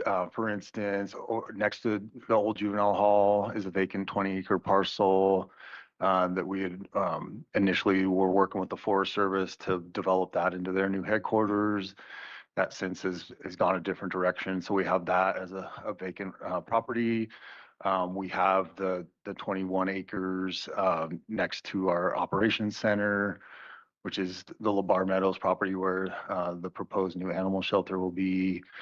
We do have a vacant parcel up in Truckee next to the Joseph. It's right around an acre. There's a couple other properties. One's called the Dark Horse property. That's an 11-acre parcel out there. Yeah, just maybe cut to the chase. I thought maybe they were facilities, meaning buildings, but they sound like vacant actual. Yeah, okay. It's basically vacant land Great, that we thank you. have, and we also have other, within the Root Center, vacant space for potential, and that's also what the space study is going to also look at, our property portfolio and do some master planning on, how much space do we have to build, potentially new buildings on those existing lots. So it would be a really helpful document. Perfect, thank you. The other piece, just Chair, if I could really quick on the new Truckee Library. I just wanted to, I know it's been a long and complicated process to get us just to this point, and our staff has contributed. I know Josh and Mandy work a lot of their time spent trying to bring that project to fruition. It's a huge community lift. If you haven't heard, the airport district in Truckee gave the library $2 million toward their shovel-ready goal on Tuesday night, so that's great. Yeah, it's moving in the right direction. This board has authorized $1 million. We were kind of the first in money for the shovel-ready portion. That was about 2.5 years ago. We have used most of that money. There's about 470 unused out of the 1 million that's going to quickly be used up toward the shovel-ready position to get the project shovel ready, in which case the Friends of the Library, the JPA, and all the aforementioned, parties that Aaron discussed are all going to try and figure out, okay, what's the shortfall and where are we going to come up with this? Is it going to be community contributions, organic fundraising, big grant endowments, state, federal, whatever? But just want to give the board an update that right now, it's getting to that shovel-ready project position, and then another update I'm sure staff will bring forward, but just want to give everybody an update. And a huge thank you to everybody who's committed to believing that it could be a project, because I know at times it's almost seemed insurmountable to many people, but it's just this continuous push from so many different stakeholders and people that believe in the project that have made it happen. So a huge thank you. And I just want to give recognition to the Truckee Friends, the library, the town of Truckee, and Placer County. It truly has been a regional approach that I think it's worth being recognized. Good. All right. Thank you. So just a couple questions. So we have 42 facilities. I could probably name 10 off the top of my head. Is there a comprehensive list somewhere of all the facilities that the public could access or that we could access? Yeah, we do have a property inventory list that we could share to the board and to the public. That would be great. Absolutely. I think moving forward, when we talk about spending money to do a study, the more information we have, knowing, what's going into that. And I appreciate the comprehensive approach. I appreciate we put the animal shelter in here for 2027, because we've had many conversations. Again, like the Truckee Library, not as extensive, but it's also going to be a partnership with the county and hopefully our municipalities and our nonprofit animal rescue groups.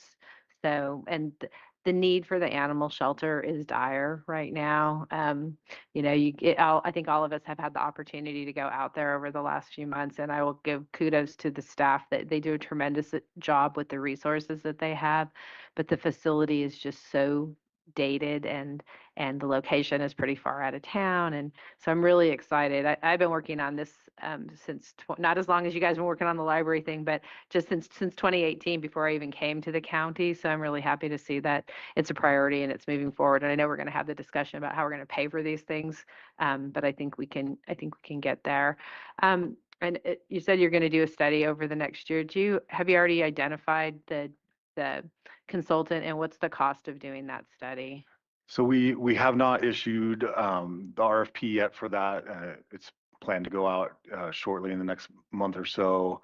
And I believe there's about $200,000 budgeted for the study. For this study, okay. Yeah.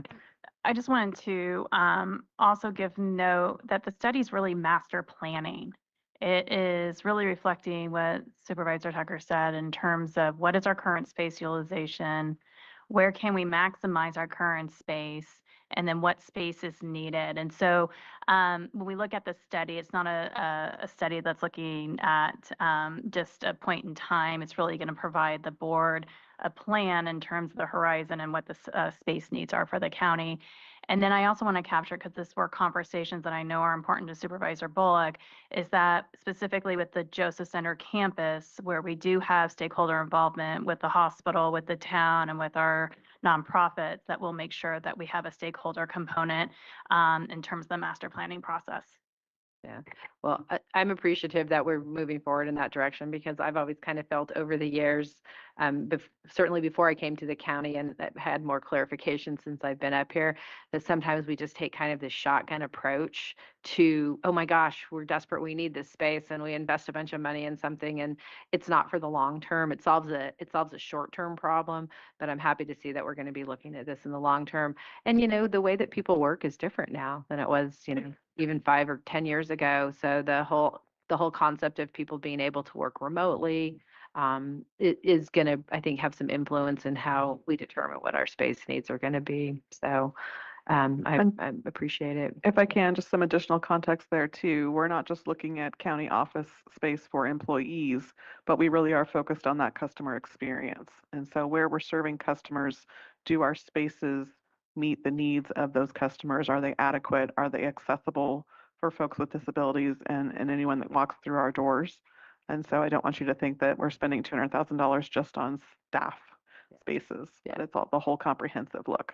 Great, thank you. I was actually, that was gonna hit that point. And the other point too is, remember, some of these are beds. You know, when you look at that big number, those aren't all, not facilities that were in daily, but beds. Yeah. And those were things that we worked towards getting rid of homelessness and helping with behavioral health issues. So And that's a really good point, and that is not something that occurred to me, so I'm glad that you brought that up, and I think that will be very informative when we have that list, a comprehensive list, so we can see, you know, how many of our spaces are serving county employees, how many are we using to serve the public, and what the purpose of them are. So, thanks. All right. Anything else you want to bring up? Okay, any final comments or questions, or you didn't you didn't ask for direction of anything. I know that a lot of this is going to be coming back. The bonding discussion is going to be coming back. I'm sure we're going to be coming back with the RFP with the award on the study, so that if the public has questions about it, they'll have the opportunity through public comment. Yeah, really this section is to reflect upon last year where we brought a bunch of projects and we heard from the board that there wasn't enough context, there wasn't enough opportunity for prioritization or discussion.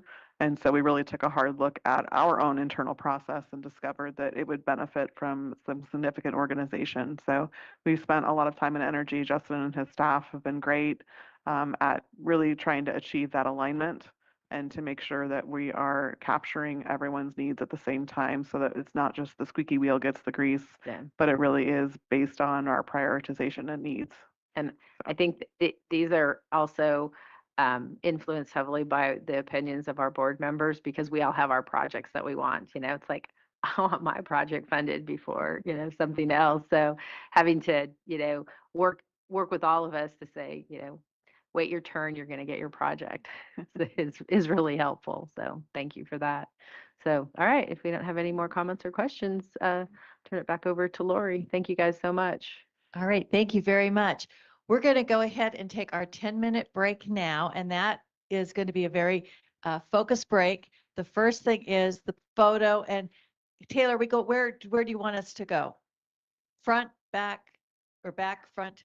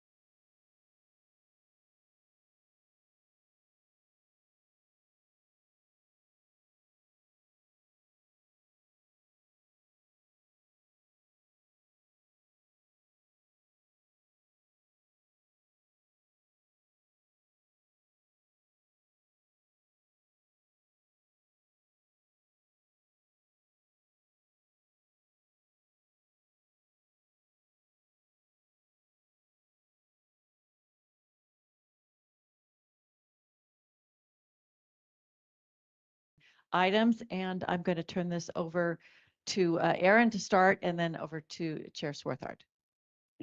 Yeah, okay, so I'm going to be leading this one from my seat because these really are board directed items. And so each of the board members has requested additional staff work on particular topics, and we're going to run through them. There is staff available to support for answering questions, but otherwise we'll engage the board with discussion. So first up is our mission, vision, and value statements. There are currently no proposed changes from staff, but I would defer to the board whether there are any requested changes to either the mission statement, vision statement, or any of the value statements here.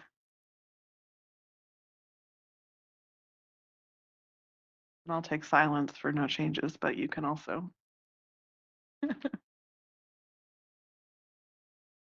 All right, we will move on. Order and decorum. This is the board's document really intended to provide some direction for how the board operates and the procedures and processes by which they follow. We have some recommendations here for updates. A lot of general title changes, moving the chair and the vice chair titles. There are some typos that we found from last year's version, and we've changed some formatting to hopefully make it a little bit more streamlined. There are 4 sections with additional changes. Section 14 related to disqualification and abstention, really just updating the amounts in there in alignment with Senate Bill 1243 and Senate Bill 1181. That will now match what is on your agendas each meeting. Section 22, out-of-state travel, we're adding protocol in there for the vice chair to approve the chair's travel outside of budget requests. So that whole section talks about how you request permission to go out of state for travel.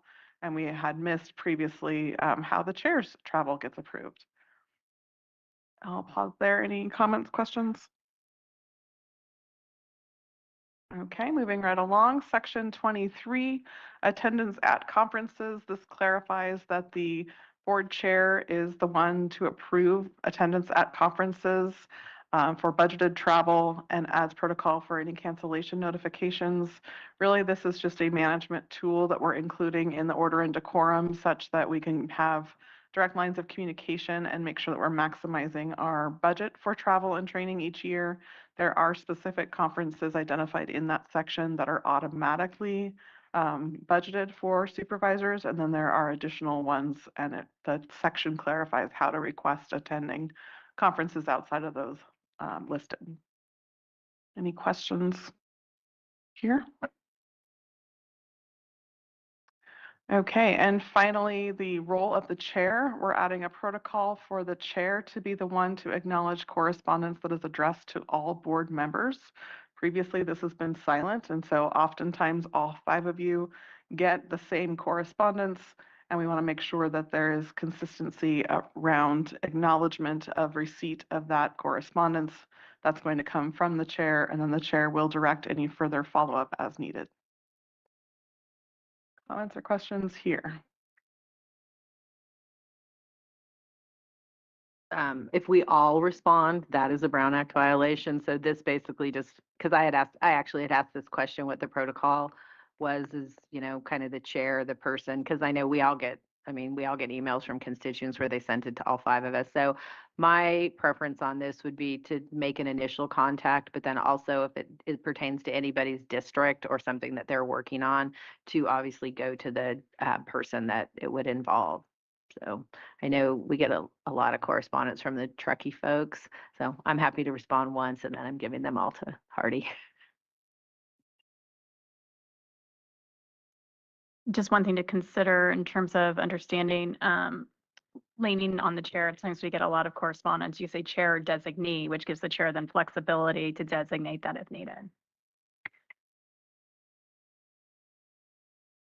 Okay, that is it for order and decorum. Any identified changes or conversation other than what's here on the screen? All right, we will move forward. That order and decorum and the mission, vision, value statement will come back to the board for formal adoption at your meeting in February. The next topic is a follow-up from last year. We had a board-directed item from Supervisor Hall related to the mines in Nevada County, and I will invite Alex Keeble-Toll to provide an update on this item. All right, thank you, Erin. So as you're aware, Chair Hall brought this forward last year, essentially wanting us to look into and make recommendations around the nexus between mines, environmental resources, and various efforts around community education and planning related to this. Nevada County obviously has a long history of mining impacts, and there's a nexus of these historic land use patterns touching how we plan for recreation, how we plan wildfire mitigation projects, a nexus with climate change activities. You may have noted yesterday that the supervisor of Tahoe National Forest mentioned that they plan to lean into mine reclamation in addition to forest health over the next year. So essentially, over the last year, staff dug into this issue through extensive stakeholder engagement with local, state, and federal partners to get a sense of opportunities and constraints around addressing mine hazards, both chemical, so things like acid mine drainage, and physical, so things like open shafts or unstable infrastructure. We did a data analysis of known mines across Nevada County and basically the known hazards associated with those mines. Of those, there are 39, 23 of these are on public lands. I make that distinction because opportunities to address mine impacts on public lands allows us to leverage state and federal partners and potential grant opportunities, whereas if a mine impact is on private land, that's more of an education component with the private landowner who owns that piece of land. And then finally, we essentially looked at opportunities to better educate our community around mine impacts. So the outcomes of this are that staff have produced a list of known mines and have mapped these mines across the county and then created an internally accessible map that allows various departments to look at where those mines align with things like natural resources, recreation trails, and other planned activities. Staff have also made recommendations around information that could be communicated to the public in a very simple way. So steps that the public can do to protect their health from chemical and physical hazards. And the recommendation there is that as mines represent a natural hazard in Nevada County, that the Office of Emergency Services stand up a very simple web page where staff can get, or excuse me, community members can get additional information about mine impacts, and then that essentially we incorporate our known understanding of where these mines exist across the county into our strategic planning efforts. So it's incorporated, for instance, into our community wildfire protection plan and land management plan, and this is something that is incorporated in the general plan safety element update as well. And so just taking under consideration mines and mine impacts and incorporating those into future planning efforts. So that's essentially where the recommendations sit. My estimation as staff on this is that it will take another 6 months to basically tee up the community education materials and website, but that there's no additional fiscal impact or additional need beyond that. So I'll leave it at that and open it up to any questions. Thanks, Alex. Any questions for Alex? Sue, do you have any comments, questions? Just curious about the private property issues that go along with that. Yeah, absolutely. So when folks are purchasing property, they have the option of employing a professional to assess their land to determine if there are impacts that are mine related on their property, but that does become the responsibility of the private property owner, and it's essentially their responsibility for any liability associated with that. So I guess what I would say there is it's important for private property owners to know if they have physical hazards on their property. Folks may recall a couple of months ago, Nevada County Consolidated did a ropes rescue when someone fell 60 feet down a mine shaft. And so that property owner was tangentially aware that they had these features on their property. So private property owners should have educational resources to be better positioned to identify what those hazards are. And then the other side of that is if it's chemical hazards where you're talking about more of a water quality impact, again, that falls on the private property owner. And that's the piece where it would be far more expensive and would require the input of a technical expert to assist that private property owner on their own dime to evaluate what the risks would be associated with that. Yeah, I understand all that part. I think that's great, but then also you're gonna map it and have it on a thing where private property owners have a mine on their property, and I don't know if I just feel like I like that very much. Oh, sorry, to be clear, it is not a best practice to provide public access to known mine hazards. And so the mapping piece would be an internal geospatial dashboard. And I say that because it is the practice of California Department of Conservation and others that when we map and make publicly available all of that information, there are a number of interests in exploring mine features. And so that is generally technical information that is not published in a way that you could identify it on a parcel level. Okay, I just misunderstood that, so that clarification was helpful. Thank you. Sure. Any comments or questions? Yeah, I think Sue kind of touched on some of those, and I would say, having been a little involved on the ad hoc, that was one of the outcomes, Sue, is that I think there was a shift on the sensing away from private to public, if anything. But yeah, this was one I feel like it's a real slippery slope. So I appreciate Alex's work and the path we took towards more education and outreach as opposed to proactive mandates and so on and so forth. So yeah, I don't think I have much to add to Alex's other than I'm glad we went in the direction. I don't think there's a lot of money being spent on it. There's not a lot of I feel like this was one that I have a hard time with. Aside from the public safety aspect on publicly owned land, I'm all for that. But when it encroaches onto private property, I mean, we've got the State Water Quality Control Board for that. So, yeah, I'm comfortable with the direction because I think as you'll see a lot of this, not unlike some of the economic development stuff or the OES we talked about yesterday, any future direction will be focused on public safety, public lands and voluntary type stuff, and not a lot of money spent. So, yeah. Thanks. Marty?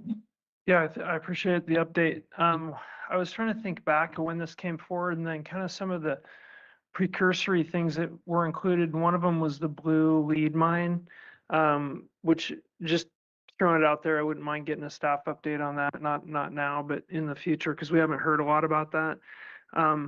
But one of the pieces that precipitated, I think, the conversation is this, you're on private property, but it's discharging to waters, national waters. It's discharging to creeks that are public waters. And so what role does the county have in understanding the threat that private property owners have to the rest of the community? I mean, Nevada County as a whole has this whole legacy of mining. With it comes all the impacts from mining, which is, some of them have been mitigated and remediated and others not so much. But I guess from my standpoint, totally understand what you're saying, Supervisor Tucker, would agree with most of it. The only piece is I do, when you stand out at particularly the Blue Lead mine operation, I think our question was, what role does the county play in all this? Because we're a permitting authority, we have some role in that, and just really trying to make the board aware of what our role is and is not, I think would clarify for me. The Mining Bureau, the water quality agencies, other environmental protection agencies, Fish and Wildlife, they all have a role in it, but kind of it was a lot of this, like, I think it's this other agency, I think it's somebody else, so this is going on for a long time, it's getting critical. So I think understanding what the board's role, and maybe that's just a one-page presentation of statutory language where we understand, hey, this is actually legally required from this board. Because I'm not sure that's what I'm hearing from you, or maybe you have that. No, I appreciate you bringing that up, and I think you're not incorrect when it's sort of a lot of finger pointing back and forth. I guess I would say two things. One, water quality impacts are incredibly difficult to identify. It's often non-point source pollution. So when you're looking at a stream or river, there can be contaminants coming directly off of a specific parcel that are identifiable, but it is hard to identify whether there are additional contributing factors into that. So I could certainly dig into coming up with a simple fact sheet around like, here's what these regulations look like, and here's what potential authority we would or would not have, or ways we could better educate the public around what these actions may or may not look like. Yeah, I think a clear understanding of our responsibility would be incredibly helpful to me going forward, and an update on Blue Leaf Mine would be appreciated. Okay, thank you very much. Just a couple questions. So, if if we were to update our natural resource component of our general plan which includes mining, could this document be used to inform that policy? So I would defer to Tricia and the CDA team as far as the logistics, but I certainly believe that there is value in taking this information and using it to inform how all of our planning documents are updated, both because it recognizes the reality on the landscape and provides recommendations for how this information could be better incorporated into planning and projects moving forward. I think, because that was my understanding when we talked about this last year, was how this information could be used with projects coming in. And, just on a personal level, my district has a tremendous amount of mining legacy issues because all of the big mines, the North Star, the Idaho Maryland, the Empire Mine, are all in District 3. Because at the time, we all lived in the country then, and obviously a lot of things have changed, been built around. But I know there's a lot of legacy mining issues in Grass Valley that come up with people when they're either renovating a house or sometimes not even when they're renovating a house, just a sinkhole shows up on your property. So that leads me to my other question. If we're not, are we providing anything to the public that says, you live in an area where there's a potential that you could have legacy mining issues on your property, and that is your responsibility to take care of? Is there something that we can make sure, like our local real estate people have and our contractors association has, so that they can educate the public? Because, just from personal experience, I will tell you, I bought a house 3 years after I moved in. I had a huge sinkhole show up on my property. I had no idea that it was there.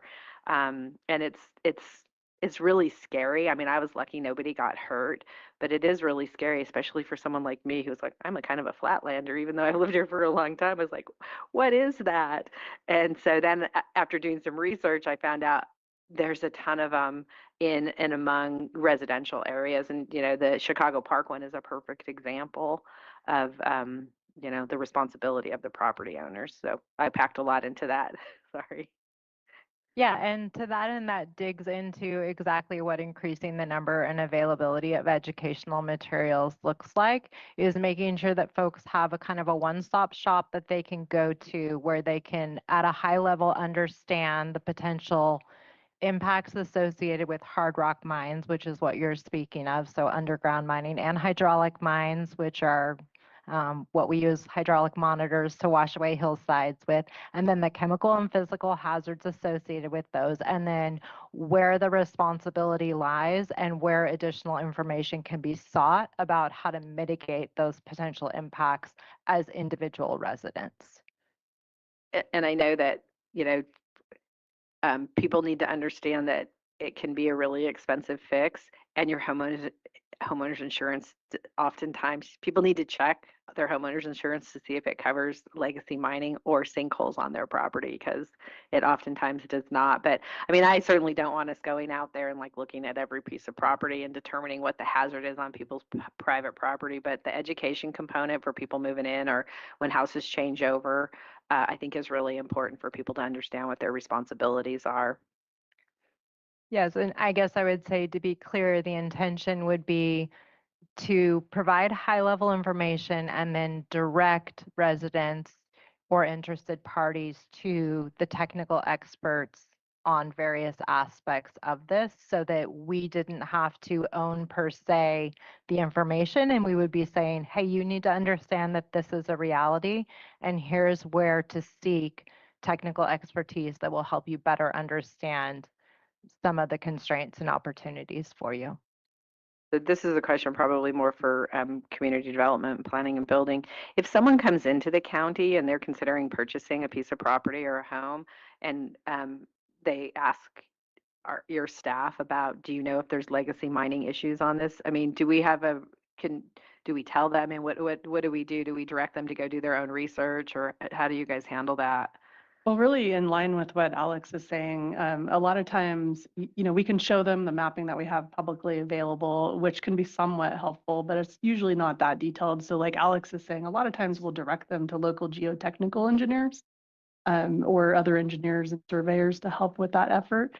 It could be quite a lot of research, and that's why, I think that's why we're not proposing to look at every parcel, and it would be monumental to have to do that kind of effort. So it's really a case by case.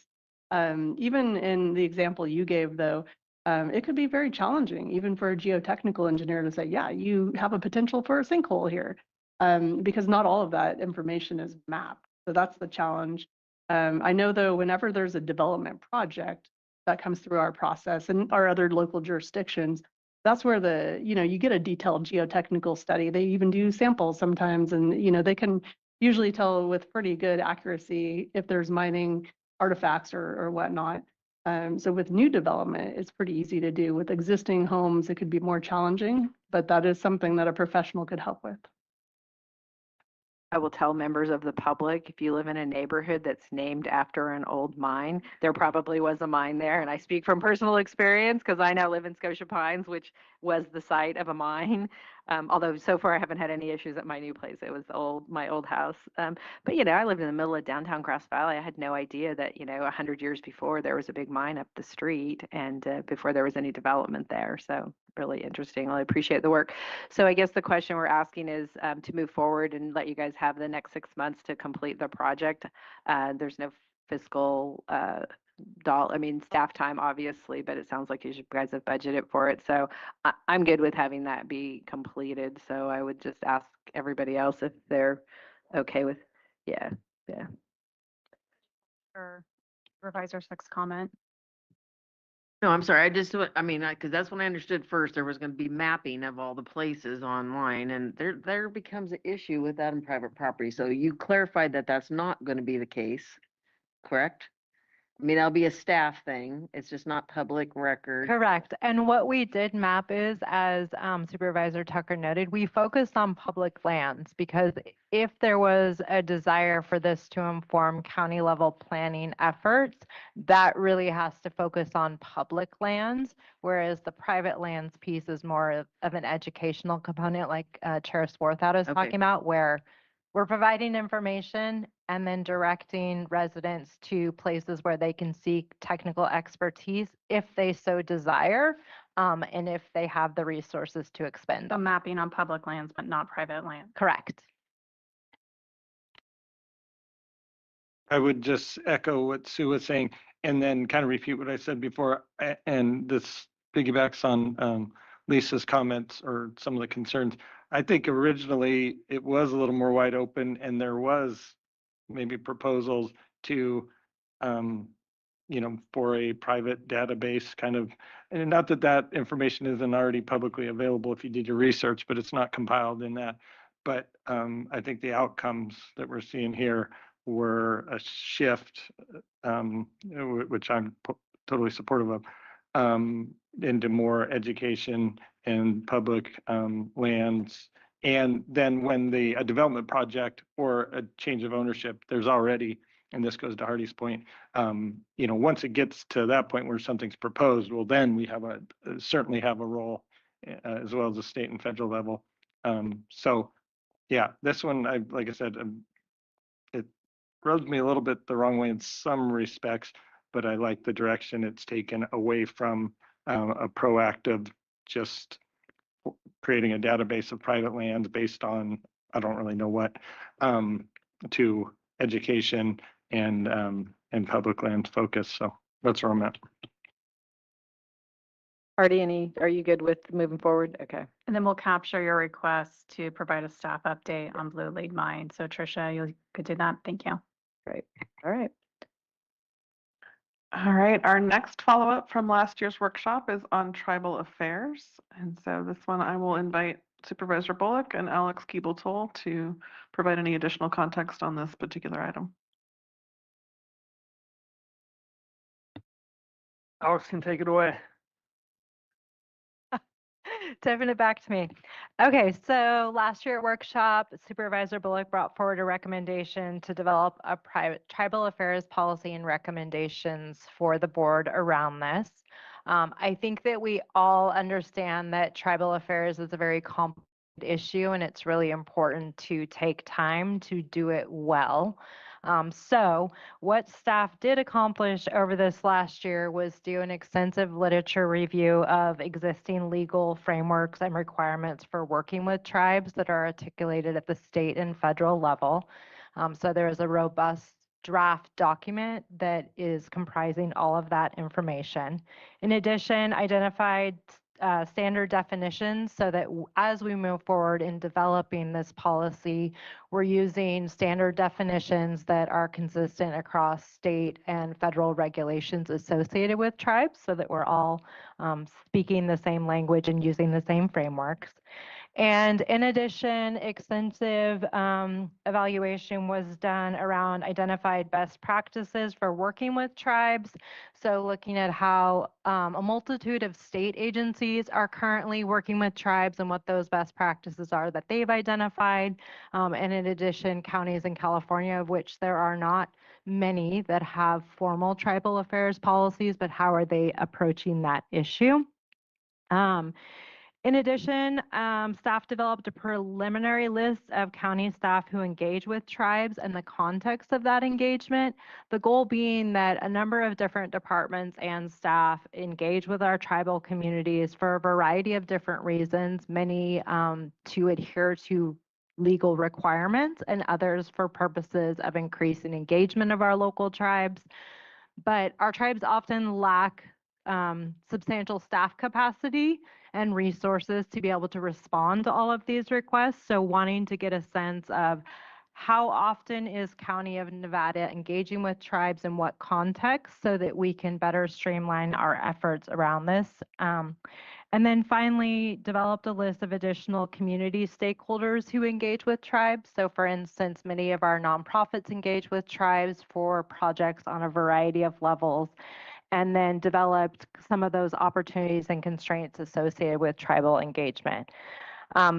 Given the importance of having a really clear, consistent, and transparent process that is equitable for tribal affairs, staff's recommendation is to extend this ad hoc by another year to achieve a set of proposed actions. The first, and I'm going to flip-flop a couple of bullets because it's important to establish a tribal affairs committee that is bringing together staff across the county who are engaging with tribes to identify what are those opportunities for having clear processes and process improvements. One proposed outcome of that would be that this tribal affairs committee would identify what potential actions that a county tribal liaison would take on and determine whether that role would be best served by an existing staff or whether that would require additional staff resources to accomplish. And I say that because essentially the goal would be to have a single person that tribes knew they could reach out to across a multitude of issues, and that person would then appropriately triage those requests to departments and staff as applicable. In addition, the Tribal Affairs Committee would identify appropriate staff training so that everyone who is engaging with tribes is receiving the same level of training around best practices for doing that. And those staff would also be trained on the Tribal Affairs policy and develop standard operating procedures for communications and consultation. So essentially, I think all of these things can be accomplished without additional funding, but it will take another year to accomplish this. And the goal would be to come back to the board at workshop a year from now with a tribal affairs policy that had been appropriately vetted with all interested parties. And at that time, the board could make recommendations on that policy. So just so we're clear on this, the main thing that you're asking us is to extend the ad hoc for the year, and all those other things that you have underneath there will come back to the board with the creation of by the group being able to put the work together by the ad hoc. So the request is to extend the ad hoc for a year to have time to establish a tribal affairs committee that would identify these best practices, whether we appoint a tribal liaison and if that requires additional staff, decide staff training that would be necessary and what those SOPs are. And we would be coming back a year from now with a draft policy that encapsulated all of those recommendations. Okay, so is there a financial component involved with this right now, what you're asking for? Staff are not requesting a financial component associated with this. Staff are requesting buy-in from leadership that is appropriate use of the time of staff and other departments to participate in a tribal affairs committee and identify some of these other components. Artie, did you have something? Yeah. Yeah, thanks for the summary. It's kind of it's sort of a little bit esoteric because you're talking about concepts and things and communication strategies and stuff that's traveled over hundreds of years. And so in my opinion, you've all heard my story working with the Washoe tribe, but there's other tribes that basically touch all of our districts. And so they've always, I think, commonly come back to say, like as Alex was describing, for example, we have design review that's routed to them every time the planning department has something that interacts with tribal land. So they may get 5 things from Nevada County and 4 from the state and 4 from the feds and 6. And this is one tribal person really supposed to develop a review process for all these different things on their tribal land. Pretty much impossible, and we've kind of set them up for failure. And they've made that really clear to me. And also, Supervisor Hall and I and Alex had a really interesting discussion when it comes to the vetting of tribal entities, because many people purport to be a tribal nation or elder or entity or own land. We really don't and are not equipped and don't want to or need to be equipped to make any of those determinations, but we're all constantly asked to weigh in on different things with tribal interface with the county. So I think what Alex is pointing to is just a fairly complex discussion with multiple parties to understand what a best practice would be for communication with tribal entities. So it sounds complicated because it is, and it's also a lot of historical communication that has been disrupted and broken and a lot of distrust. And so I think that we're making and taking steps to establish something that will travel over time. Likely this board will have little use for that policy, but hopefully future boards and future supervisors can be able to create relationships with tribal entities based on our work. So do I take that to hear that you're willing to stay on the ad hoc? And we're just going to, since Supervisor Hall's not here, we're just going to say she's going to stay on the ad hoc. Yeah, I would be honored just to serve on the ad hoc again, and it's been a learning experience for me as well. Great, thanks. Thanks. Sue or Rob, any comments on the good? No, one question, the appoint the tribal liaison, that's internal county staff and it's not hiring, it's somebody. Correct, and most likely that will be Alex. Change your, no. This is what happens when your boss doesn't show up and you have to sit at the table. We're gonna give you all sorts of stuff. Yeah, I don't have anything else to add other than I'm okay with it. There's no funding aspect at this point. Already articulated some of the need, and yeah. No, and I concur also. I think for me, what's really important is that we are reaching out to all of our Native American community, not just one or two groups, because there's different groups here that some of us might not even be aware of. But I like your idea of vetting them to see what their actual status is and making sure that we're working with the correct people. But it's greater than just one or two tribes here. There's many Native American people from various groups. One correction is we specifically have addressed, well, we're headed toward a direction of specifically not granting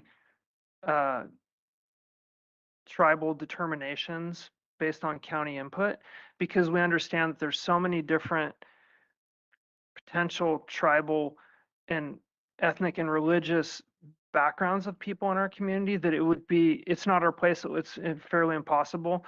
But again, at the same time, we do have an incumbent requirement on the county because people come to us with requests, and I'm sure every supervisor's gotten them about land, particularly land use, right? Land use and sovereign land interface with the county. So we're trying to make that determination, but I hope that that's what the policy that comes forward to the board, they can look through that and answer some of those questions. Yeah. Just to add to that, like where this has showed up for the county is, you're correct, supervisors with land use. It came up with their cemetery district. It came up with a acquisition of land, I know, in Supervisor Hook's district. So throughout the year, we probably have about a half a dozen issues that come up, or this policy and this committee would be super helpful. So I think you're hearing that. Let's keep the ad hoc, and we'll see you in a year with the details of everything. All right, we will move right along to the next topic, which is an update on the spay neuter pilot project. Supervisor Swarthout, do you want opening remarks on this one? Sure. So I have been very appreciative of the board support and county support on this item. I'm going to let Lori talk about the details of it, but I have gotten a lot of really positive feedback from the community for providing this service. And hopefully, very soon we'll start to see a reduction in our animal population at our current shelter. So Lori, give us the good news. I will. Thank you, Chair Swarthout, and good morning, members of the board.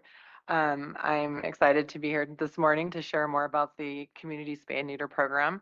As you recall, last year, Chair Swarthout recommended initiating a Community Spay and Neuter Program with funding of $75,000 to help with a community's free spay and neuter program to our unincorporated areas of Nevada County. As part of our program, we established a whole process in order to ensure that it was an easy access for our community to apply and be a part of this program. To date, we've had over 534 applications for the program, which will most likely exceed the capabilities of our spaces available for this specific year. To date, we have completed about 175. My apologies, Chair Swarthout, I said 180 earlier, but one of our partners does allow them to bring multiple animals, and we do one per family. And so we have had some families bring multiple animals to get spayed and neutered, which is also a great boon for the program, knowing that they have low-cost options. As you recall, part of the reasons for incorporating such an important program was due to the increased unwanted puppies and kittens that were hitting our shelter very heavily and are still coming through our doors. And also the cost of spay and neuter, which is a heavy increase of cost for some of our citizens and community members who may not have that opportunity to pay for those expenses at this time. So we have completed 6 clinics so far for our community. We did just 2 this week with our partners. Our partners are SNP, which is a mobile spay and neuter clinic, which is allowing us to go to multiple locations, like our first one, which was in North San Juan, where we completed 86 spays and neuters in 2 days, followed by clinics with Animal Save, which is our local on Main Street low-cost spay and neuter clinic that really focuses primarily on cats or small dogs that may look like cats.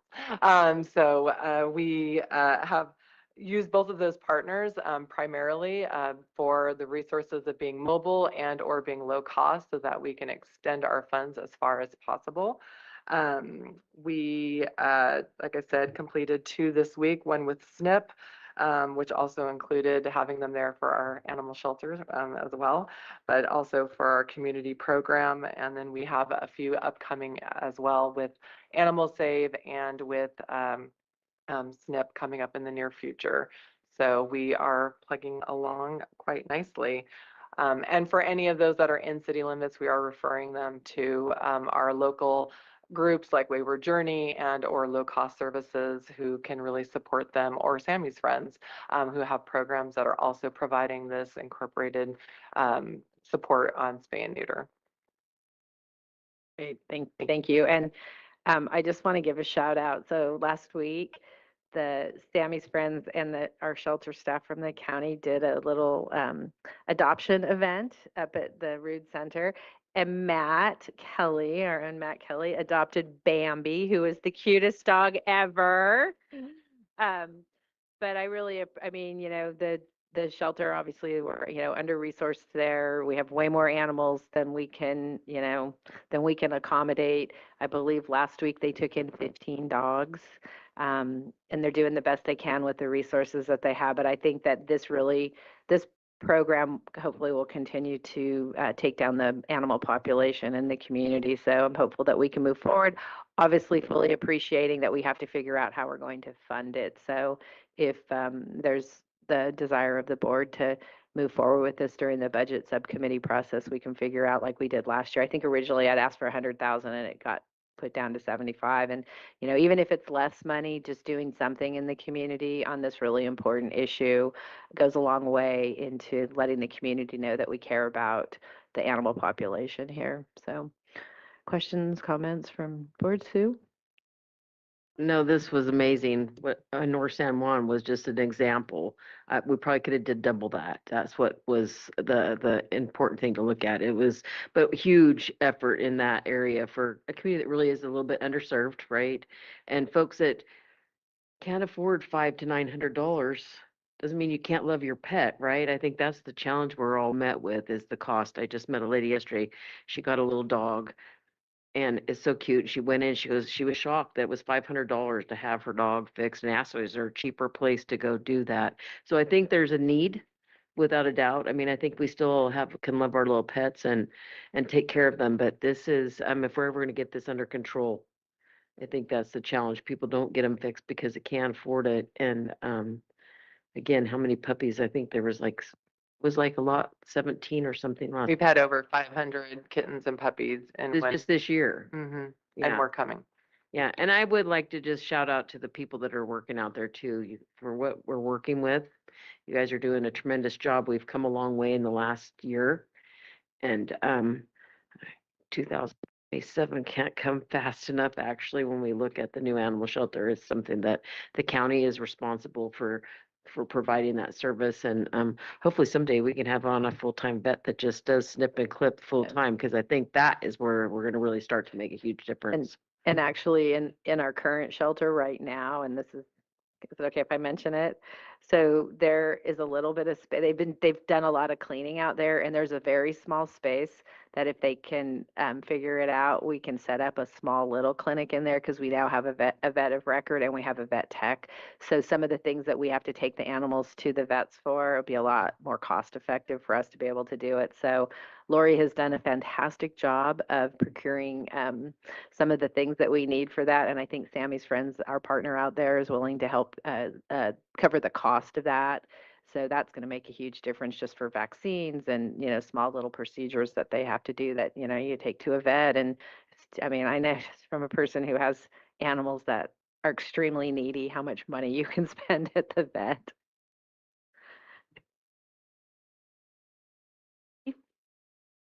Okay. Opportunity though to talk about that. Sammy Spreads has become a good partner with us. It continues to be a good partner, and anybody can come out there and volunteer. So we're still looking for dog walkers and people to come and do that. And I think that's it. That's again a collaboration that really shows about passion and how we work together as a community. So, and Lori, you're doing a great job with that. Thank you, and the team out there. I just want to thank you again. Went out for a tour and I stopped by there the other day, and things are looking good. And I talk to some of the dog walkers on a regular basis, so I know the passion's there. But Yeah, yeah, definitely. The need for volunteers both out at the shelter and then also for fostering. Yeah, we're very lucky. We have a very large group of people who are willing to foster the animals that come in. And, I know you have your emergency people that, oh my goodness, I just got this, this one dog. But just a little comment on how dedicated Lori is after the after the big animal seizure that we had. Yeah. So I was scheduled for my tour that day to go out there, but I was talking with her and I hear this like crying in the background and I'm like, what is that? And she had one of the baby goats in her office.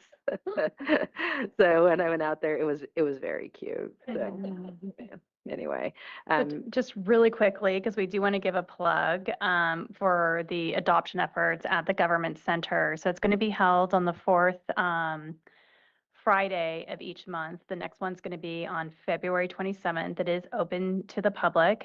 We have elected officials and appointed officials sponsoring it each month. So next month is going to be your county assessor, Rolf Clownhounds, who's going to assist with the adoptions. And we plan on having multiple dogs this time. So I'm excited for that. On the same day, February 27th on noon, we will be having a training for walkers at the government center as well. So we encourage the public to attend.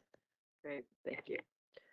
So yeah, so I think we're good. Any final words, Lori? No. Nope, just thank you for your time, and just to comment on Sammy's friends too, they're doing a fantastic job. They have been working with us on our, what I call our 0.5 medical center on site that could help us to optimize our costs for the shelter. So we're incredibly grateful. Great. Thank you. All right, thank you so much. Keep up the good work. All right, that concludes the follow-up from last board workshop. We're going to move into new board-directed items. The first one is support for arts venues, and this one was brought forward by Chair Swarthout, and Brittany Inks, our risk manager, is available to provide context as desired. Sure. So thank you. So this came to light actually last year when Nevada City ended up taking over the Foundry and the ownership of it. It was owned by the nonprofit. So now the Nevada City is the owner of the building. And when I was talking with the city manager after that all happened, to find out what the advantages were for that facility to be owned by the city, a big one is their liability and their fire insurance. Going from, I'm not even exactly sure. I know they were paying probably close to $50,000 a year for insurance, but now that the city owns it, it's about $2,000 a year. So some of the other venues in the community had approached me about, is there anything that the county or the cities can do to help? And so through staff who did some research on it, there is a potential that we could figure out a way to incorporate these facilities under our insurance umbrella. And I'm going to let Brittany explain more of the details and the cost associated with it. But just to put it in perspective, in Concert Sierra, that's building their new facility up at Crown Point, they are in the WUI. I mean, no doubt they are in the middle of the forest, even though it's developed property. They're looking at their costs, and they haven't even gotten a final quote for it, but they're looking at having to pay somewhere between $200,000 and $300,000 a year for fire insurance. So if there's something that we can do that's cost effective from their perspective and ours to help them, I think it would really go a long way in getting those, helping those groups be successful. They all operate on a very small margin, one bad event away from not having any money. So what we can do to help them, I support. So Brittany. Yeah, thank you, Chair Swarthout and members of the board. Good morning, if it is still morning. We've been looking into options for our local arts venues and believe we could assist them with some serious cost savings. Each venue would need to go through an application process with our broker through Prism, which is our pool administrator. There would be some additional information if we choose to move forward with this through property appraisals. We have an appraiser coming back out in the spring to finish up the county properties, and she would be able to appraise the properties that we, if we move forward, choose to add to our program. So what we would do is just add each one of these properties to our property schedule, and they would be included in our annual premium. There would need to be decisions made whether or not we want the arts venues to pay for their individual premiums, which would come down, like Chair Swarthout said, from hundreds of thousands or tens of thousands down to $1,500 or $2,000 per year, which is a huge savings. Risks to the county would include if there was a property loss at one of these locations, it would drive our annual premium up for all of our properties. So we would have to look at what that increase could be. It could be small, it could be large. It would just depend on what the loss looked like. And then there would be the annual, if there was a loss, they would have to pay the deductible, which is about $25,000 per property. So that's not bad if there was a loss. I think those are the big topics as far as this goes, and I'm happy to answer any questions, provide additional clarity. Thanks. Any questions, comments, Hardy? Go ahead. Just a question, is it fire insurance or liability, property liability as well? So it's property insurance. It doesn't cover their liability. They would still need to maintain their general liability for their property as they own it, but it would cover any damage to the property itself. Okay. And when will you have like the actual figures on the driven kind of cost to the county if there was a loss? If there was a lot, that's really hard to guesstimate. I can work with our broker and see if they can assist us with that, but it's really hard as it depends on the insurance year, the market year, what other members are saying, because our cost of our premium is from a pool of all but 2 counties in California. So it just depends. It really depends on the year. So it's hard to say exactly what it could be, but we can look into options. Thanks. Rob, any comment?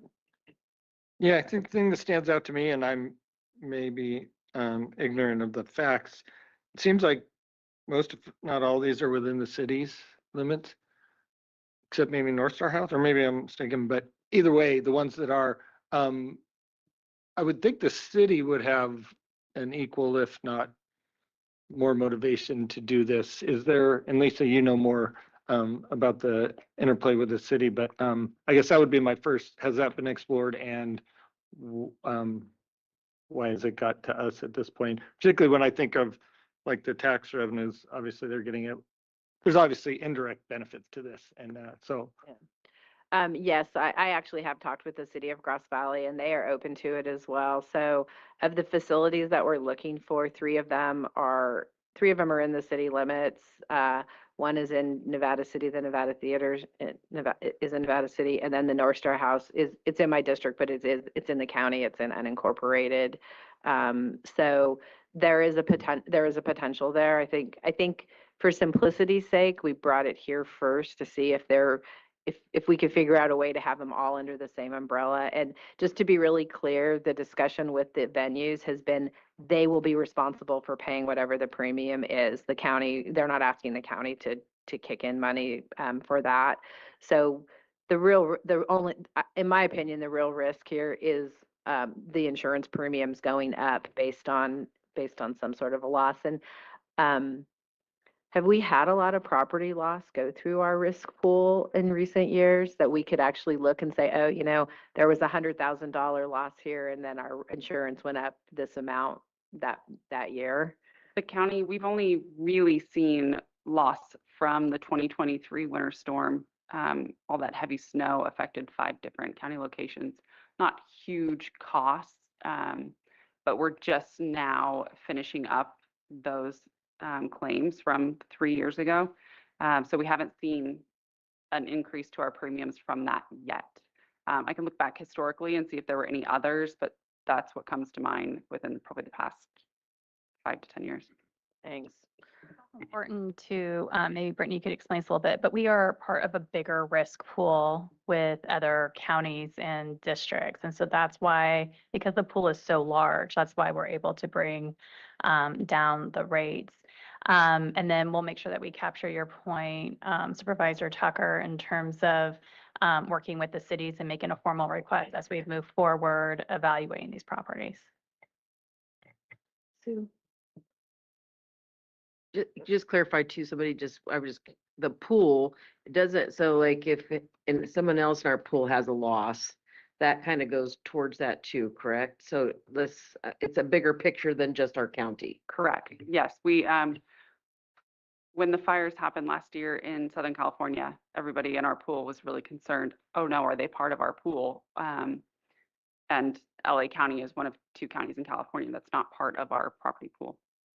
But yes, you're absolutely right. If another member sees a significant loss, then the entire pool would see an increase in property premiums. But it's still probably cheaper than private insurance. Yeah.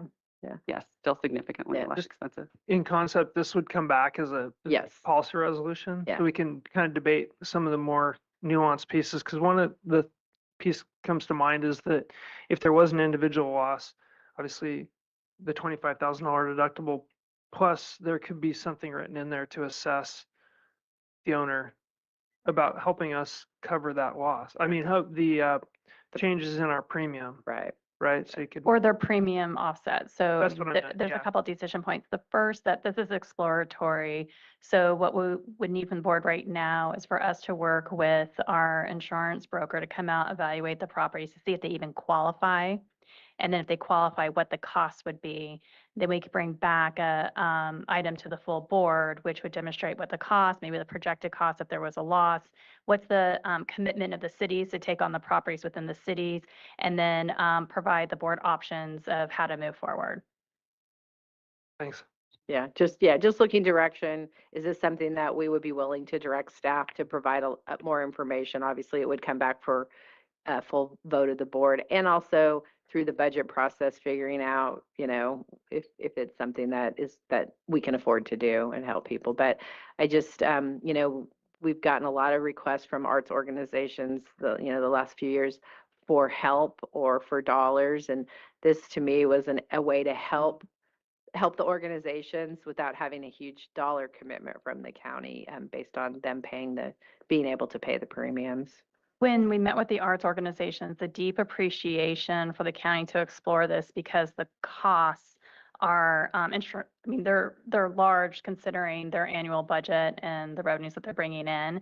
And then, to be honest, there's a few organizations that do not even have fire insurance. And to think that if we had loss of these historical buildings in some cases would be a lost asset to our community as well. Yeah, and they would never be able to afford to replace the buildings based on the way that their organizations work. So, and I gave you one example for savings, but the Center for the Arts, their insurance went up from about $8,000 a year to $50,000 a year a couple of years ago, and they're not even in the WUI.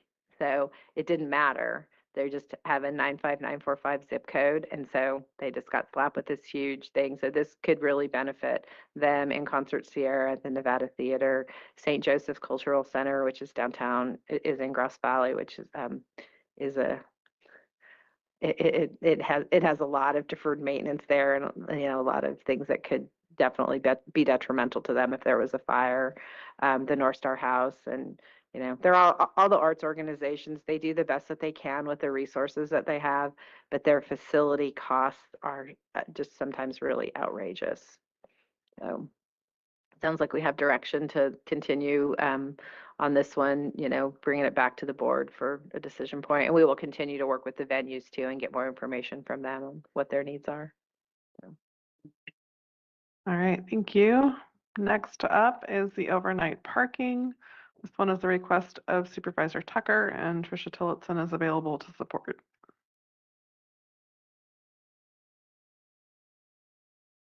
Yeah, and I'll save us some time in some respect, because I think I shared unintentionally most of my thoughts on this yesterday.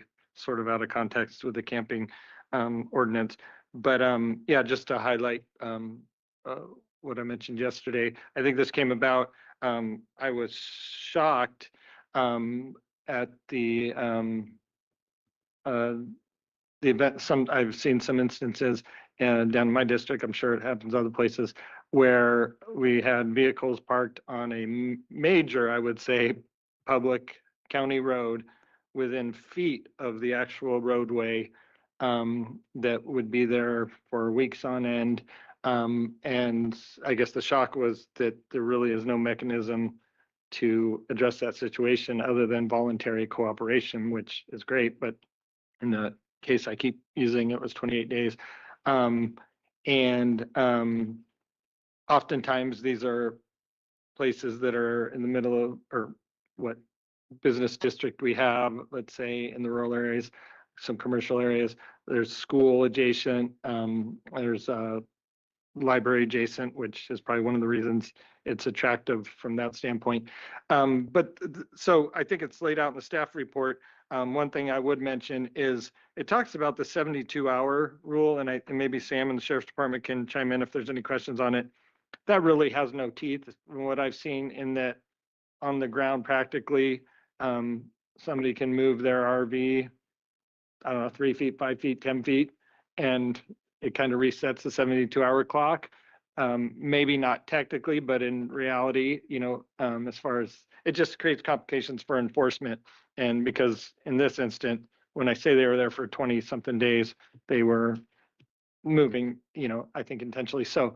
And once again, I don't want to neglect the human side, and that I know it's a nuanced discussion, as I said yesterday, but for me, regardless, I feel like we can have the discussion on the RV, all homes, on the low intensity camping, on the encampment, on the camping on public lands, but this, which I will call parking as opposed to camping on public county roads, for me, that's just not, I'll do everything to push forward something to not allow that. And I mentioned yesterday, and this is kind of tangent to it, but it's propane tanks within 2 feet of the road because they're right outside, the stairs down from the RV. And then I'll just wrap up by saying, and I think I hopefully didn't convolute it yesterday with the camping ordinance. I assume the cities have ordinances prohibiting this. And so, like with a lot of these issues we're talking about, if there's not a regional or holistic approach, sometimes the burden gets placed on the areas that don't have those. So in this case, yeah, something that whether it's, well, it's not even the city, but down in the Yuba River, there's a safety issue, but it's a state highway. So we are vigilant about not allowing people to park there even temporarily. That I'm not talking about camping or in the city, the same thing, but in the rural areas, I feel like there's this issue. So yeah, I would love to see some, I don't know, there's some suggestions here, which one is the best, but I know, I guess I just want to highlight where it talks about the section 16 or whatever with a 72-hour restriction. I don't know if that really is enforceable on a practical level from what I've seen. And so I don't know what the best solution is, but I think it's something that needs to be addressed, and that's why I brought this forward. And I could add to that too. So, we do have current county code that there's sections where we have parking prohibitions on certain roads. We have another one where it's parking, as Supervisor Tucker just mentioned, where it prohibits parking over 72 hours. And that one can be very challenging to enforce because, again, somebody could leave, they can come back, and then the clock kind of starts again. So we listed some options there for consideration for the board. One is time limitations can be added fairly easily just by putting up signs in key locations, like in front of libraries and shopping centers. For your example, we could put up signs there saying no parking between 7 p.m. and 7 a.m. or something like that, which would prohibit essentially people from camping. That would be the easiest thing to do. More challenging would be to take a closer look at our 72-hour ordinance. But again, You could change that to 48 hours and we could be with the same kind of challenge to enforce it. And then lastly, really, and this would be even more challenging, would be to do an ordinance where you restrict camping specifically or sleeping in vehicles. That would, it's a much more complicated process. It's not impossible, but it's something that we could explore further if the board wanted us to do that.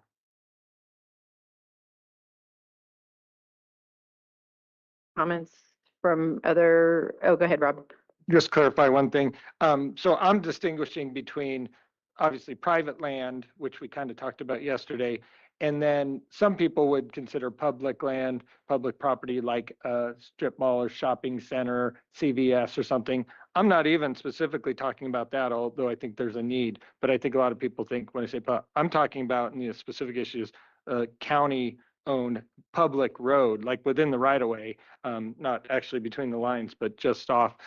So yeah, for me, it's kind of I don't want to get into like a whack-a-mole thing, but it's, at least in my district, it's some specific areas that are kind of the main, there's a reason people are there, or this might be appealing to utilize it in that way because library's right there, or there's this or that. So that's kind of, so I think some of the options you talked about, if we're able to just post in those areas, I've seen that. That's what they do in the cities, I think. Yeah, but I just wanted to distinguish between, I guess some people would think public is the strip malls, but in my opinion, that's private property technically, even though the public has access, and that's a lot more of the responsibility on the owner, the landlord, to enforce that. I'm talking about really the roads. Yeah. So. And I'd propose we'd be happy to meet with you, Supervisor Tucker, and any other supervisor to look at specific locations, maybe where you're seeing challenges. And then that would be a fairly simple ordinance change. It does go back to the board for obviously your vote, but it's a fairly simple process. Great, thanks. Sue? And this is a hard one because I have some complaints like this on a couple of roads I have, and it's hard when they develop that as a plot, I think, just because of some of those issues and how do we move them along. We send home team out. We do other options for folks looking to try to find things for them. And so, but then sometimes you just have people that don't want to do that, which is a challenge. And I do have some neighborhood issues with that myself. So, but how do we do that and how do you enforce it?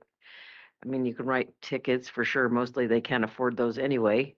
So there we're kind of in this little whack-a-mole, as you put it, situation. So, but if there was a better tool, I mean, even if they moved down, you know what I mean, that's a challenge. I know Grass Valley had a big on Freeman there for a long time. That was a huge issue, but I still see people park there as well. So, I mean, I'm not opposed to looking into it more. I almost choked when I saw the signs are that expensive. I thought we made our own signs. Oh, but it is expensive. No, I get it. But man, and that might be an avenue. Yeah. What I ran into was interesting. So I have a road that's really not a county road yet because it goes between two businesses. So the easement belongs to the property owner, and I need him to put up no trespassing signs for that to work. So you have to work with property owners on that as well. Hardy, any comments? Yeah, just a couple of questions. What was the outcome of the situation on Downeyville Highway? And I know there's another road name there, but they had the same situation, and then there was some promulgation of policy, I think, through Nevada City or something. It was Champion Mine Road. And Alex, were you involved in that? Do you have an update on that?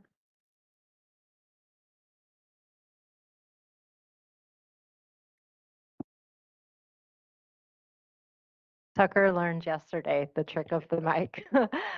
So along Champion Mine Road in Nevada City, there were a number of folks that were camping overnight.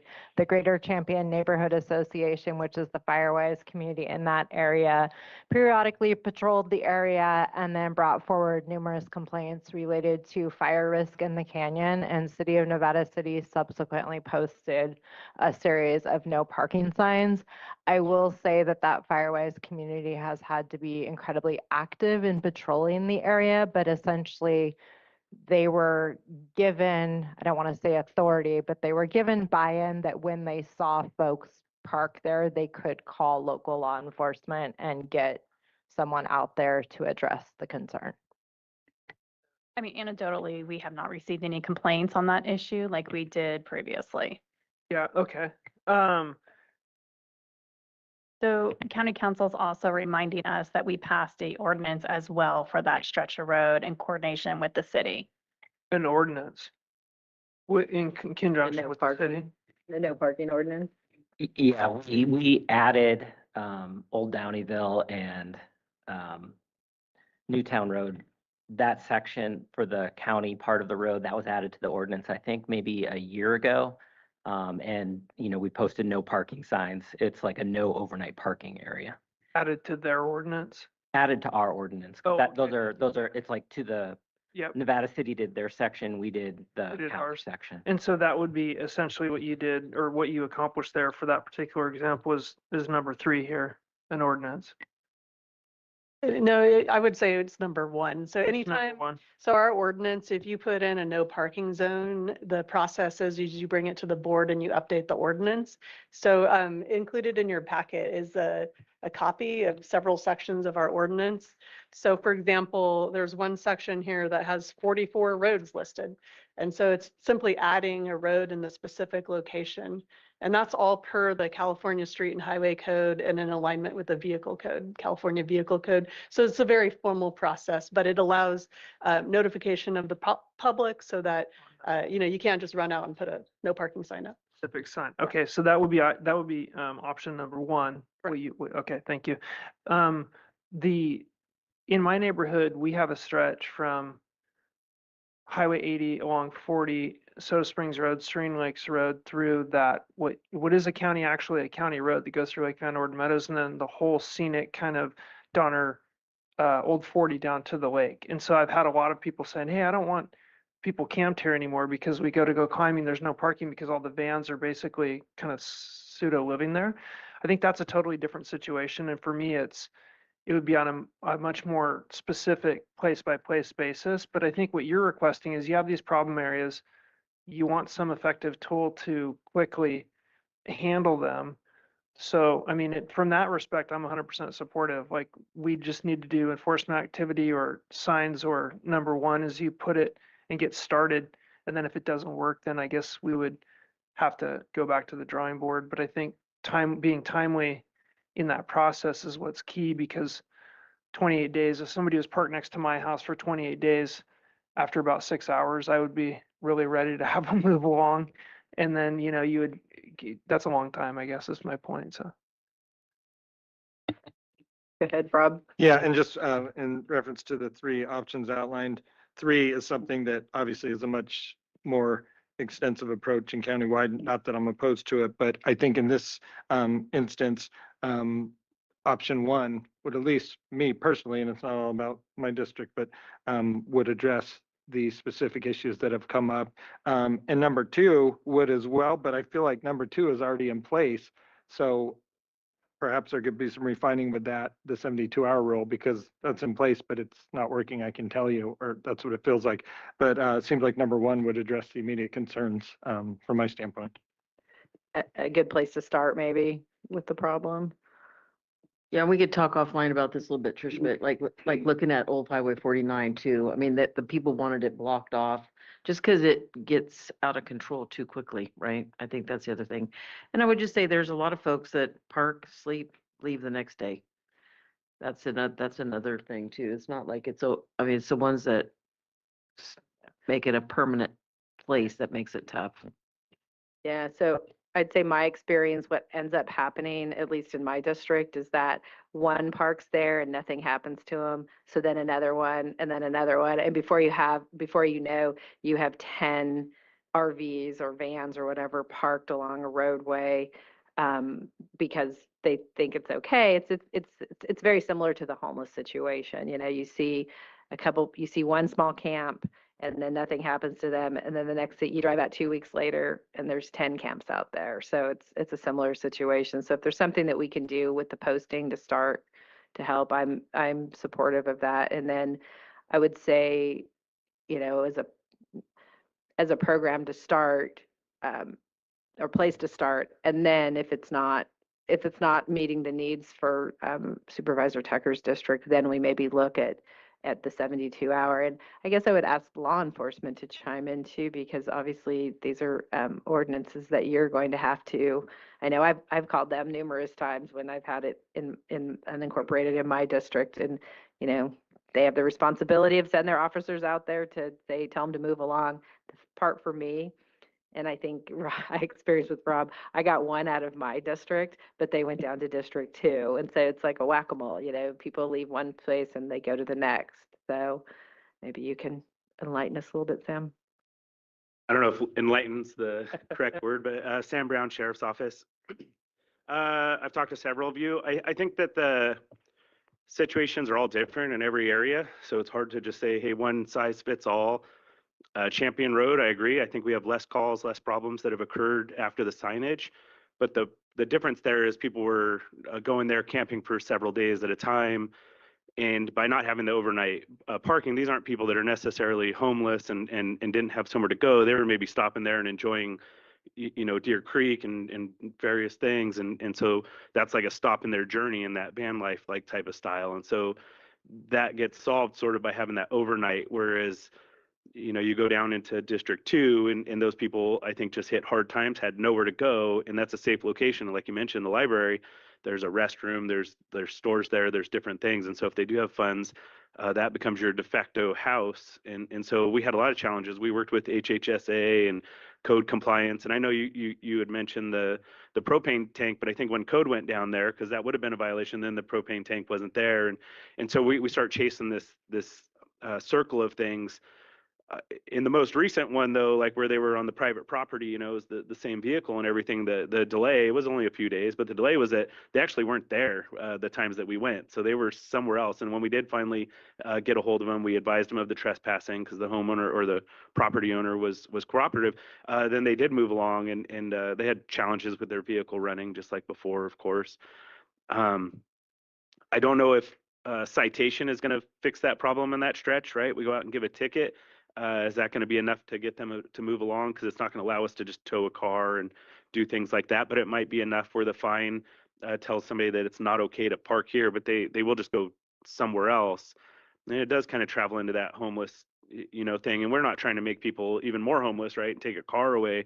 And we have lots of conversations with HHSA and the home team and try to make lots of attempts. I don't know that there's like a one size fits all, but I do know it's scary for people that live in the area because, you know, you got these unknown folks, and it's probably scary for the people that don't have anywhere to go. And, you know, we want to be a part of the solution.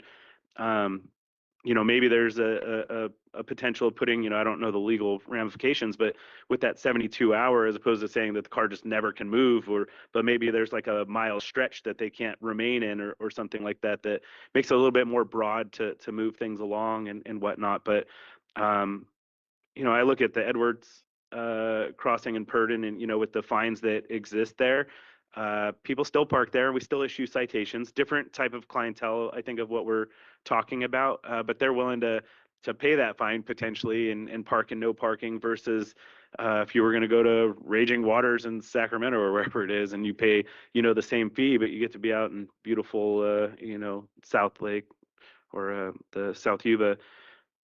So I don't know that I have the answer, but we definitely want to be at the table and help come up with solutions. Citations will help move some people along or deter them from parking there. But in my understanding, it's not just a blanket in all of South County. It would be designated roadways. And so therefore, how many roadways do you want to designate? And you know, we'll still show up, and we do try to talk all these people into just moving along, and we'll offer them resources and try to get them to locations. But that goes back into that same homeless conversation too, that sometimes they don't want to go to those locations, right? They want to be on their own, and they are out there. And so we're willing to help out with whatever we can do, but I don't see it as a one size fits all. Thanks, Sam.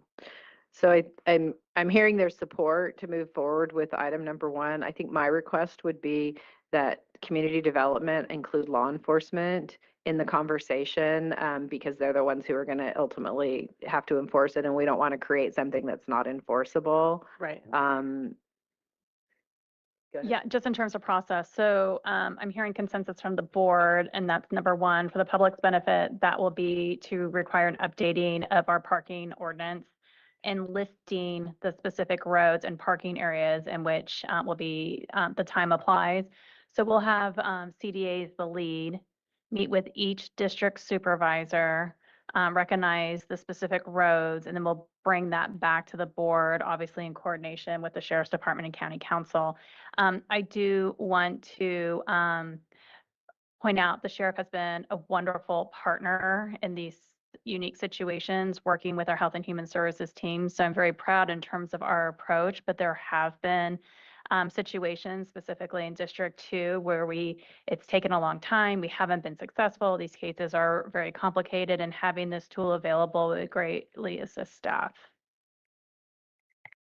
Just finish up by echoing that they did a great job, including multiple visits by HHSA, code compliance, sheriff. That's the thing. I feel like, I don't want to create the impression that we're like, they're there for more than 72 hours and, we want them towed. This was, I felt like I was really proud of the effort that the county put in. But then at the end of 3 weeks, it was like, if there's no cooperation on the other end, what do you do? So, yeah, I feel like this is in some ways a middle ground to where, especially those areas that are problem areas. And then I think it's a good step. So I appreciate consideration. Great. Thank you. All right, thanks for that direction. Our next item is the airport governance structure. And so this one is Supervisor Bullock with assistance from Assistant CEO Patrick Eidman.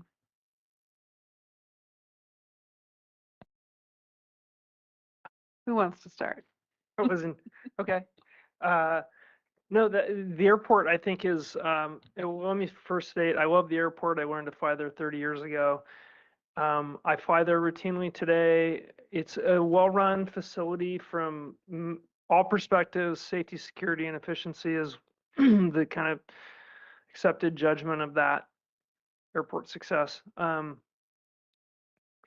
We recently had Kevin, our airport manager, retire, so congratulations to him. He's done a great job in enforcing the primary management and compliance documents in the structure of the airport, so I'd like to commend him on that. It's not easy. I think we've all received a few comments, complaints about different things related to the airport. It's a very dynamic structure because you have an aviation mission, you have a community mission, it's a transportation infrastructure element. It costs money to run. It's also got some available real estate, and really importantly for our community is it has this big CAL FIRE presence that has been successful in protecting our community from catastrophic wildfire. So there's a lot of competing priorities. I think the goal is maybe to tilt up an ad hoc and have the chair assign some resources to the ad hoc, so we can look critically at the airport, make sure that it's serving the tenant users on the aeronautical side, the non-aeronautical needs of the community, and those may be STEM education, they may be community events, they may be open space, they may be commercial real estate or private investment. There's any number of things that could benefit the county and the community here using the airport and its land, and then get that ad hoc spun up quickly and try and provide some solutions for all the different stakeholders at the airport. Totally support it, happy to add any sort of help I can or do whatever we can to make it work. It's a beautiful airport and it's got a lot of opportunity. Thanks, Hardy. Yeah, this is one that I've gotten quite a bit of feedback from people, the airport, it's in District 3, but I will fully admit I have no experience in aviation.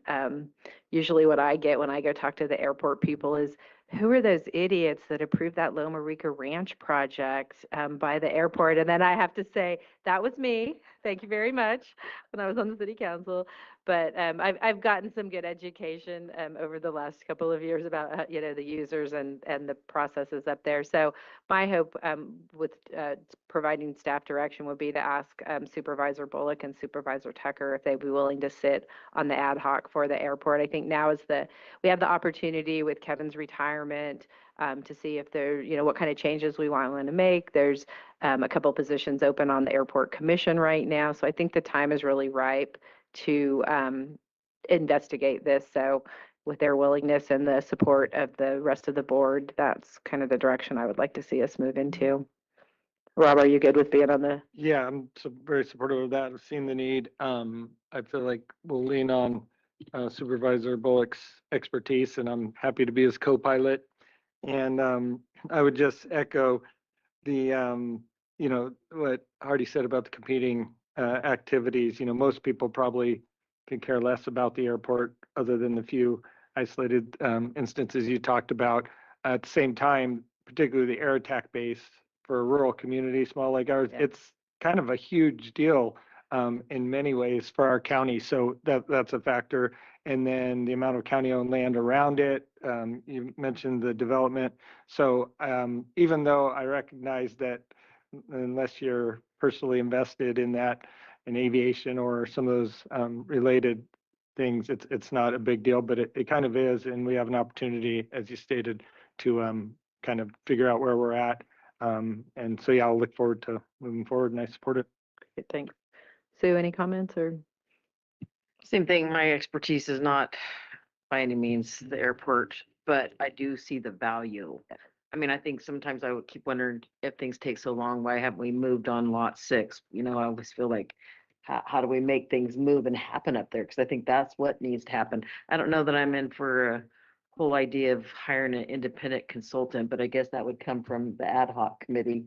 And that's the other part of it. I want to say it's great. We've got Paul up there filling in. I think that's a fantastic. So, oh, there's Paul. Oh, there it is. Thank you, Paul.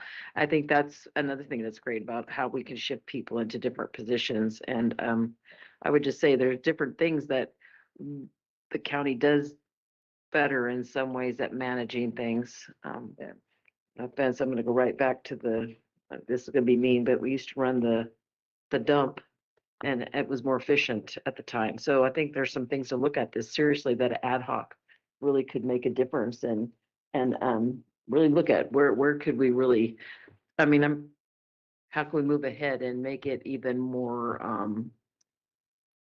what's the word I want to use? Like just more profitable for one thing and usable. I think that's the other part. I think there's so many things that can be done there. We've talked about that, having I don't know an airport that doesn't have the best restaurant in town. When you look at things like that, we don't make enough to do that, but how do we make people want that to be their spot they want to come to Nevada County for? I think that's important. And I think I am actually shocked how many people here have planes that fly in and out of our airport on a regular basis. I was kind of shocked when I went up there one day. It was really pretty interesting. So I support the ad hoc. I think it's a great idea. I think that you guys could make some good decisions moving forward where we're headed. And of course, CAL FIRE is obviously the most. Yeah, and then hopefully we can important even part. use some more conversations with Forest Service and some of those things. I think those are places where we could collaborate and some good work come from that. I would just the one piece that comes up too, and I think some people have heard it and some may already be aware, but because we have taken federal grant money in the past, the airport property is entitled under the federal grant assurance structure. And so there's certain things you can, there's certain things you can't do. And it's just governed by federal statutory requirements. There's no way around it. You could divest yourself of the airport, which would be a 25-year process, right? But I just wanted to make people aware that if you're listening in, there are some restrictions, and airports are a really unique animal because they are basically a local asset governed through federal regulatory framework, and there's things that the local control is only goes so far. And I think we do have a great opportunity, and to your point, it would be awesome to have a restaurant there. And I just like to say, I think, stay tuned, I'm not going to announce when or how, but there is going to be an opportunity for the public to come and see our airport coming up in May and also support our armed forces. So, so stay tuned, but I think our community needs to see what this airport actually does for our community. So just a plug for May 16th, hopefully. Announcements at the end. So, well, I'm grateful that we, Supervisor Bullock obviously has a very high level of expertise here. I do have a little bit of expertise on the restaurant component, and our Steve Monahan, that was always his passion. And I remember well before I got elected, I said, "You're never going to have a restaurant up there, so prove me wrong at some point." But anyway, I'm really grateful for you guys both to step up and serve on this. And I also want to acknowledge our former airport manager, Kevin Edwards, is here. Is he still here? I saw him earlier. Yeah, there he is. He's incognito, but thank you for all your service to the county. And thanks for coming out of retirement today. I'm sure to listen or to, if we had questions, I know you would have answered them, but thank you for the service that you've provided to the community over all these years. So I think you have your direction there with the ad hoc, and I think that is our last one of board directed items. Yeah, so up to you, Chair, whether you want to entertain any additional topics at this point, or we can move on. So I have one additional topic, but I think I'm going to put it under when we talk about 2026 objectives, if there's opportunity at that to, yeah. Sure. So do we want to take just a... Oh, okay. Hardy? There's a few very minor things, and I wasn't sure where they fit into the agenda. Is that later? No, go ahead. This is your Is opportunity. this it? Yeah. Okay. Yeah. These are really quick. I'm just going to hit them fast, but I appreciate the board's willingness to look at the low impact camping piece and do that. Airport ad hocs is going to be, I think, very productive. The East County visioning process that Allison described during the CAP facilities discussion, I just want to give the board a little bit of insight in that the Levon Center and the property we have there and the town of Truckee in general, if you just think back even 15 years ago, it looked very different. It just was totally different, right? The hospital had a little thing. There was no cancer building, no professional building. So we've kind of been encroached on every side. And then also, as we transition over time, that facility is, I think, 40 plus to 50 plus years old. Just trying to understand what may be needed in the future, not necessarily from our board, but what future communities may need from the county at that location. And so I would just request that we have some staff support. I've never done a MAC in Truckee. We've never had that need. And one was done at Soda Springs, Donner Summit area prior to my tenure on the board. And so I'm thinking that instead of a MAC and some big official process, I just request some support in doing a visioning process to understand what kind of facilities do we need there, how long in the future would those facilities be needed, what sort of capital investment would be needed, and look at it just from a visionary standpoint to understand our partners like the town, Placer County, a lot of special districts, TTSA, TSD, the airport, TDPUD, and just try and come together and look and think like, where do we want the counties, the face of the county to be in East County, and what do we need? So Trisha's got a maintenance building piece in the CAP facilities plan, just trying to understand where to put our equipment. We have the courthouse.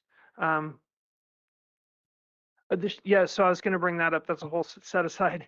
But the jail is one thing. I toured the jail, and so I finally have the full understanding of the facility we have there and the need. And I also met with Judge Durant, which I do pretty routinely, and her description of how the jail fits into our support of the prisoner population, and then also people that are incarcerated, and then our other partners like CHP in the town of Truckee who bring prisoners there or bring them down here. There's just really trying to understand like what the needs are of each one of these stakeholders, and then start drawing some pictures on what a future board may be able to do with that site or our property. Anyway, that's just a request out there, and I think Allison captured it. I just want to give people an understanding. Yeah, no, I think that's a very doable thing. Like Sue said, you should have a MAC. So I don't have a MAC either because I rely on the city of Grass Valley as kind of my big stakeholder for that. But there are interests outside the town of Truckee and outside the city limits of Grass Valley. So it's a good idea for all of us.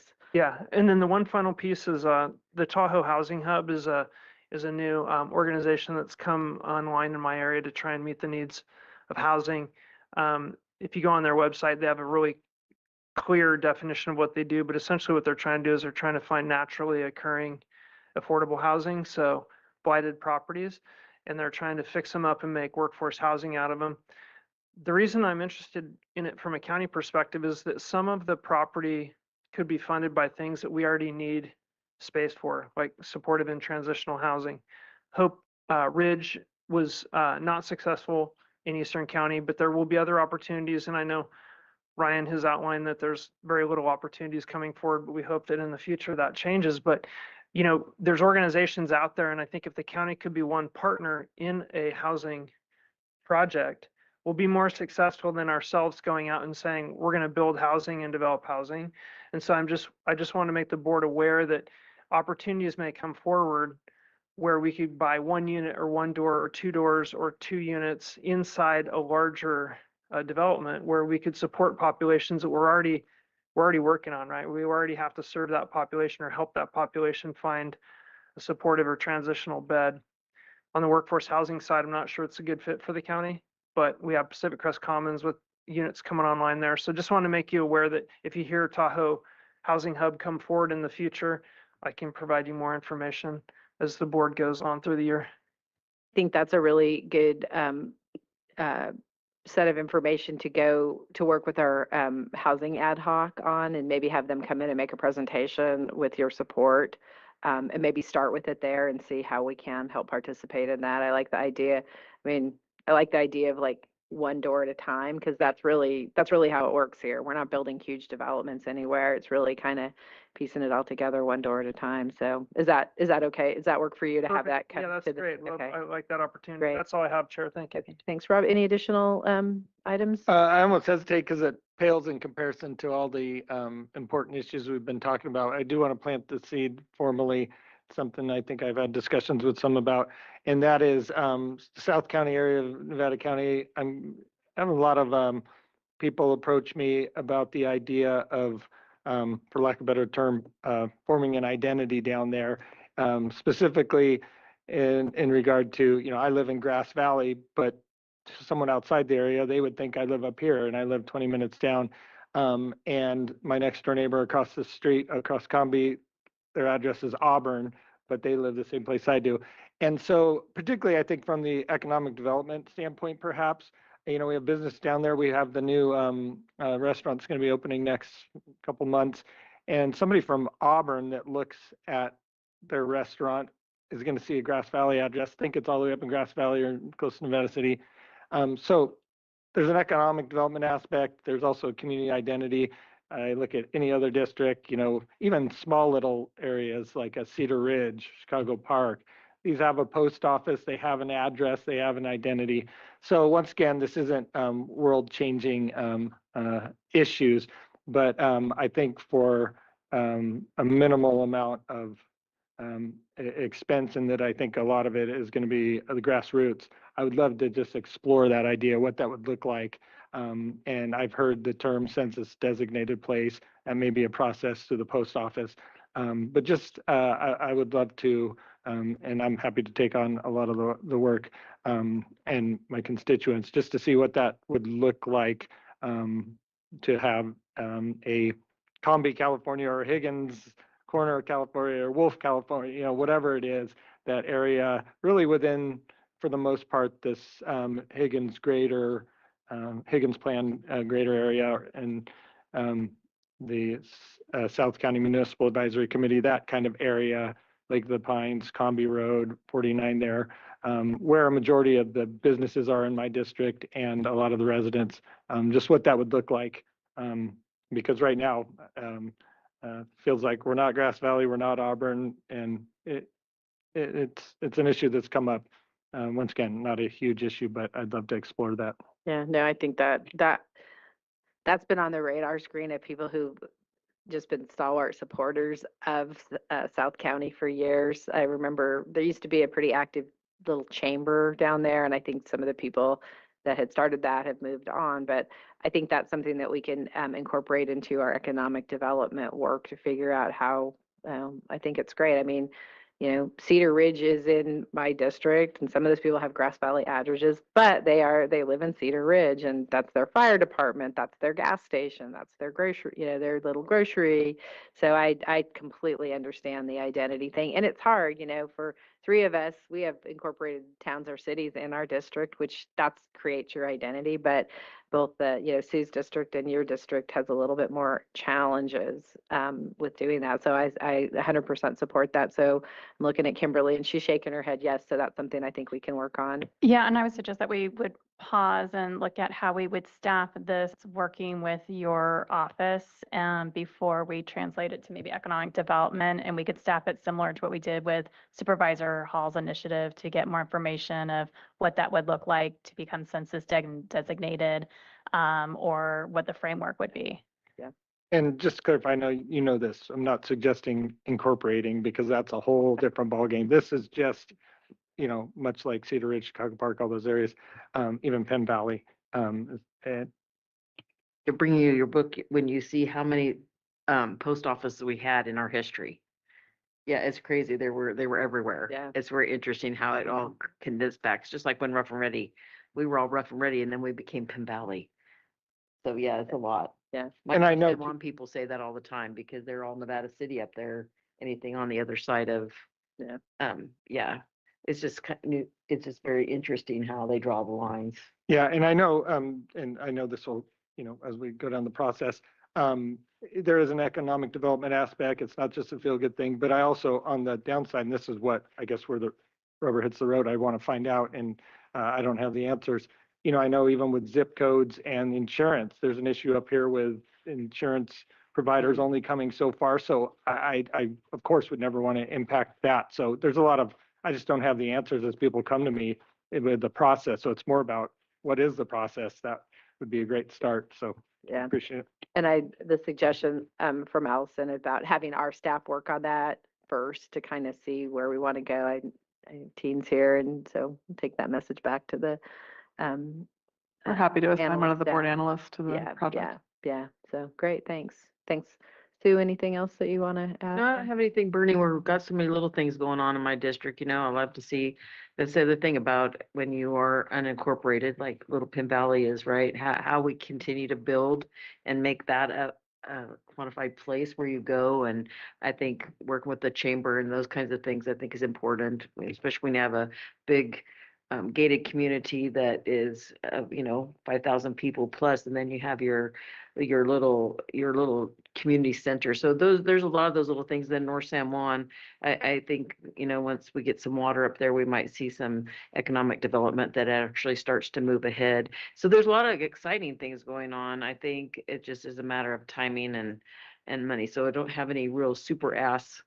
We've talked about all the things that are challenges, parking, homelessness, and which knows, but our parks and recreation, that's huge for my district where we move ahead with what we do and helping with our parks to even look at that regional aspect of it. So I think some of those things are already taken care of. I would love to housing. I'd love you to keep that on route. I would love to see a house get bought in North San Juan for transitional housing. I think we've talked about that before, and it's hard. There's such a limited space there or what's available, but that'd be huge for that side of the river. That would tie in with our clinic and the great work that we're doing up there with behavioral health. Our team and the hospitals involved up there, we are doing so many great things in that little community that's really making a difference. So those are kind of what's going on, and most of the things we're all working on kind of work in all of our districts, but those would be some of the components I'd like to add to when we talk housing and some of those possibilities. Yeah, no, the idea of putting a transitional housing up there is a really good one. So something to work on. So, okay. So Chair, I think this is a good time for a break. Yep. So we're going to take a 15-minute break. Rain's going to deliver box lunches so you can have a working lunch, and we'll set the clock for 15 minutes and then we'll return and go on to the next item.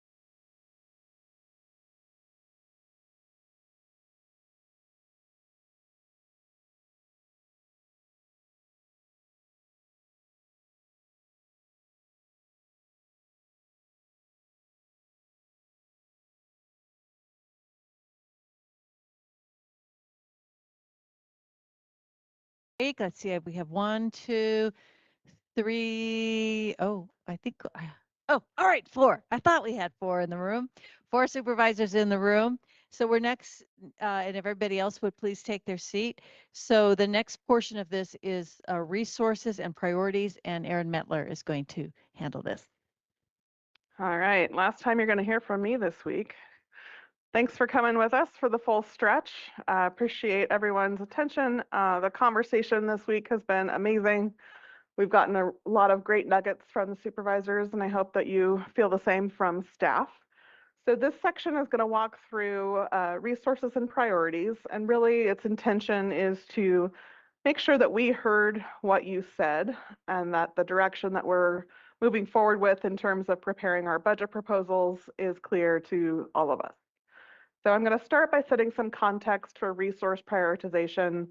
You heard my fiscal presentation on day 1 talk about how while revenues are stable, they're certainly not skyrocketing and expenses continue to go up. And we do have a challenge as we did last year in kind of closing that gap and making sure that we can properly resource our core service activities, as well as potentially pull some money aside for your board priority objectives. And so really how that conversation continues after today is really in the board ad hocs and in the priority objective work groups. Based on direction received today, we will be doing some additional staff work. The budget subcommittee will be engaged when it comes down to resource allocations for the upcoming budget year. As I mentioned on day 1, you will have a 2-day budget workshop with all 5 supervisors in the chambers open to the public, where you will hear presentations from the agency directors on their proposed budget for the upcoming year.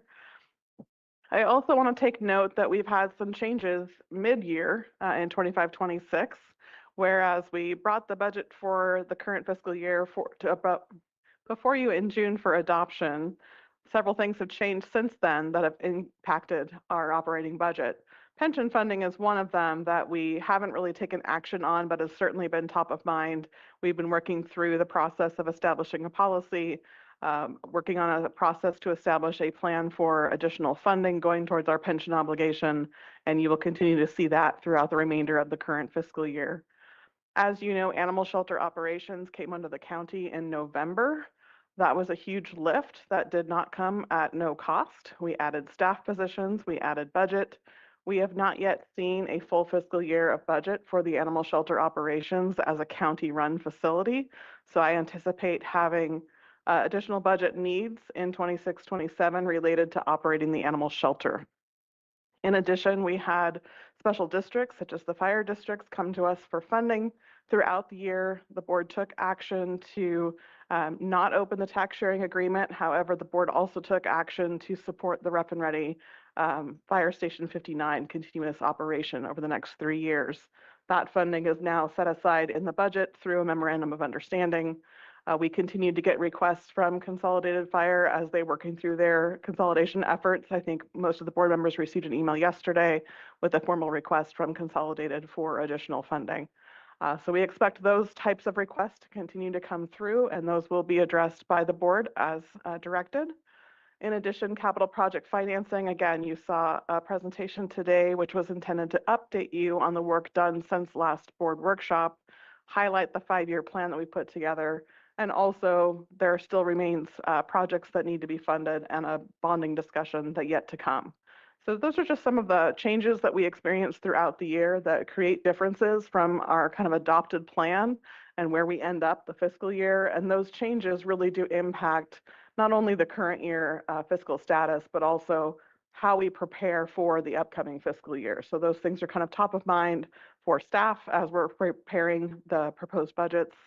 I heard loud and clear today you would love to have grant match dollars.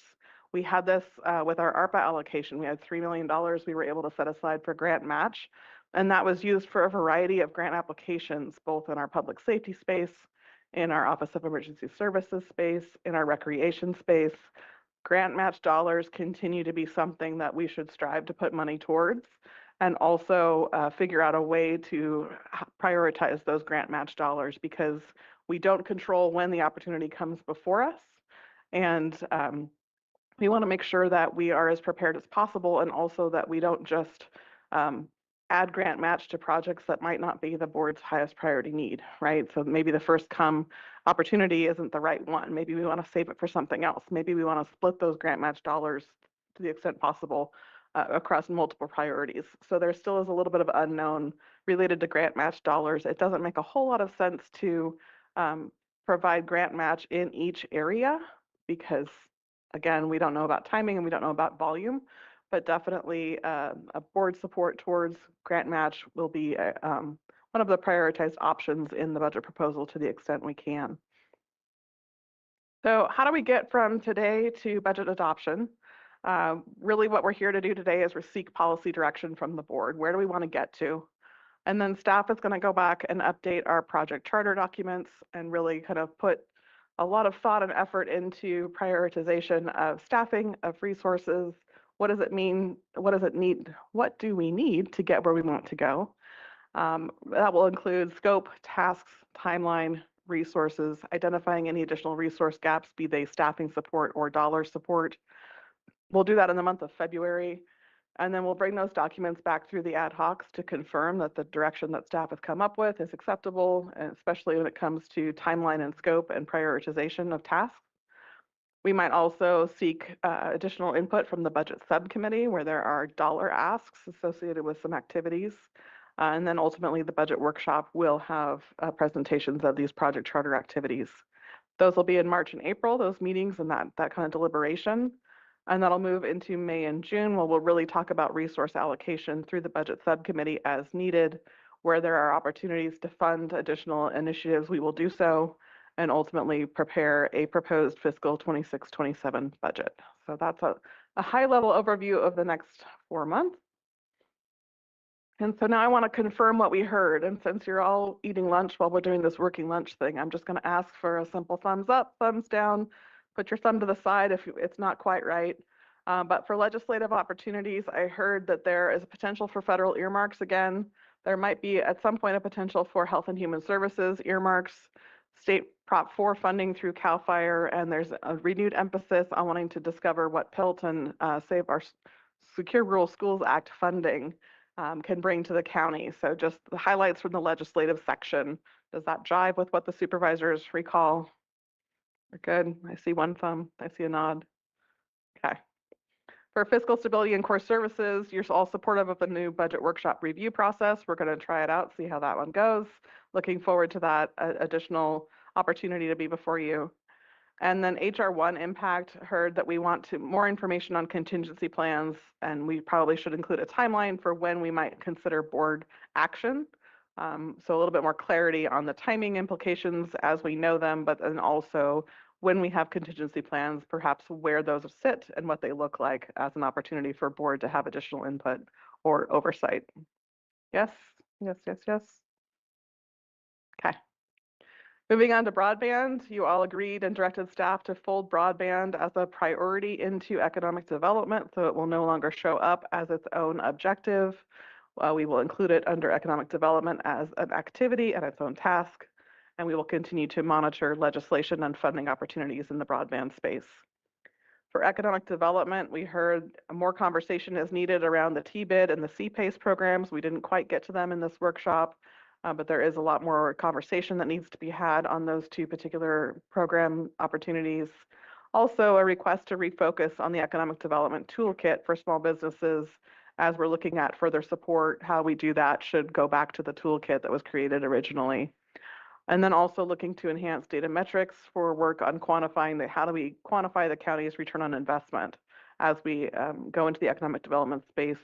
We understand there's a lot of metrics, so which ones mean the most to the county and are most clearly demonstrating that we have a return on our investment. And finally, in the economic development space, we want to make sure that any new programs have thorough vetting on unintended consequences. So perhaps that looks like a one-pager that explains both sides and or provides a recommendation with considerations for what could potentially be unintended consequences. Does that capture economic development and broadband? Good. All right, moving forward with recreation, we're going to change the name to Recreation Economy to better reflect what it is we're doing in the recreation space. We will continue the ad hoc to be working on considering a dedicated funding source, what that could look like, what that should be. Also looking at the T-bid and raising the TOT percentage as an opportunity to secure more funding. And then the low intensity camping ordinance will come under recreation for exploration. For housing, we agreed that to focus work in the next year on identifying and moving forward shovel-ready sites for both market rate and subsidized housing. So making sure that we have a measured approach with all housing for Nevada County. Good there? I got Lisa and Rob both. Okay. The T-bid conversation, I'm not sure that that should fall under recreation, because even though I know that some of our tourism and groups are involved with the recreation, I think that might be better served under economic development. Okay. Just because I think it has more to do, and there's already a group that was working with the economic development team, our partners who have looked at this. Okay, I'll make that note. Supervisor Tucker? Yeah, it was just related to the TOT. I think, we had talked about the dedicated funding for recreation, the raising the TOT. I guess it's up for discussion perhaps, but I didn't feel or personally as much of an impetus for that, so. Okay, as a topic for the ad hoc to work on related to TOT, that would be the direction to further explore. More discussion before it. Well, and the Board of Supervisors doesn't have the authority to raise the TOT. It has to be done either by creating a T-bid, and so the users they have to all agree to it, or it has to go on the ballot to be voted on because it's a Prop 218 issue. So we can't raise the TOT. So I would imagine there's going to be a tremendous amount of community discussion around that, especially from the people who are the purveyors. So does it make sense to also include the TOT conversation with the T-bid? Are they kind of similar and under economic development more than recreation? That's how it was approached the last time we looked at it. Yeah, it just felt like to me, yeah. And then, okay, that one. Yeah. This is why we do this. Yeah. So Supervisor Hook had a comment also. Oh, and I just want to go back to the TOT because it is a bigger conversation about how we move that funding around, whether through economic development, recreation. I mean, that's a bigger board conversation because it's always been designated in different areas, especially for different district projects. So that would be a bigger conversation than just those two, I think. And I think that's a conversation we'll end up having at the budget, first at the subcommittee and then at the full board budget workshops, because we all have a stake in it. So currently TOT goes into the bigger pot of general fund discretionary funding. And what I'm hearing is there might be worth having a discussion with the budget subcommittee on where exactly we would like to allocate TOT and how. Okay, that note. All right, for emergency preparedness, I heard we want to prioritize funding focused on evacuation route improvement and the 5 most evacuation impacted areas. That emphasis on public roads and leveraging Firewise communities remains important.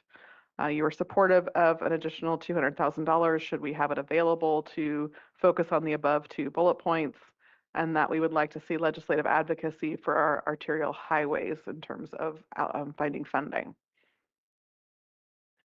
And then for homelessness, align the encampment protocol with the cities and town, look at the parking ordinance to address public safety issues, and then table organized camping solution for the time being. Is that correct? Any comments there? Marty? Do you have a comment? I just were we in agreement with tableizing that, or were you going to have more research? Yeah, mine was more broad. There's a lot of homelessness priorities and need in the county, and I just want to make sure that, like particularly in District 5, we're embarking on the first kind of ever infrastructure up there. Is there anything else we need to talk about commitment? I mean, there's all the other places in North San Juan and others. It feels a little light considering how much work is really ahead of our staff on this particular objective. And maybe it doesn't need to be captured, and maybe Ryan can just tell us thumbs up, we're doing everything we need to do. I just wanted to ask that question. Anything else, Ryan, that you would recommend putting a bullet right there?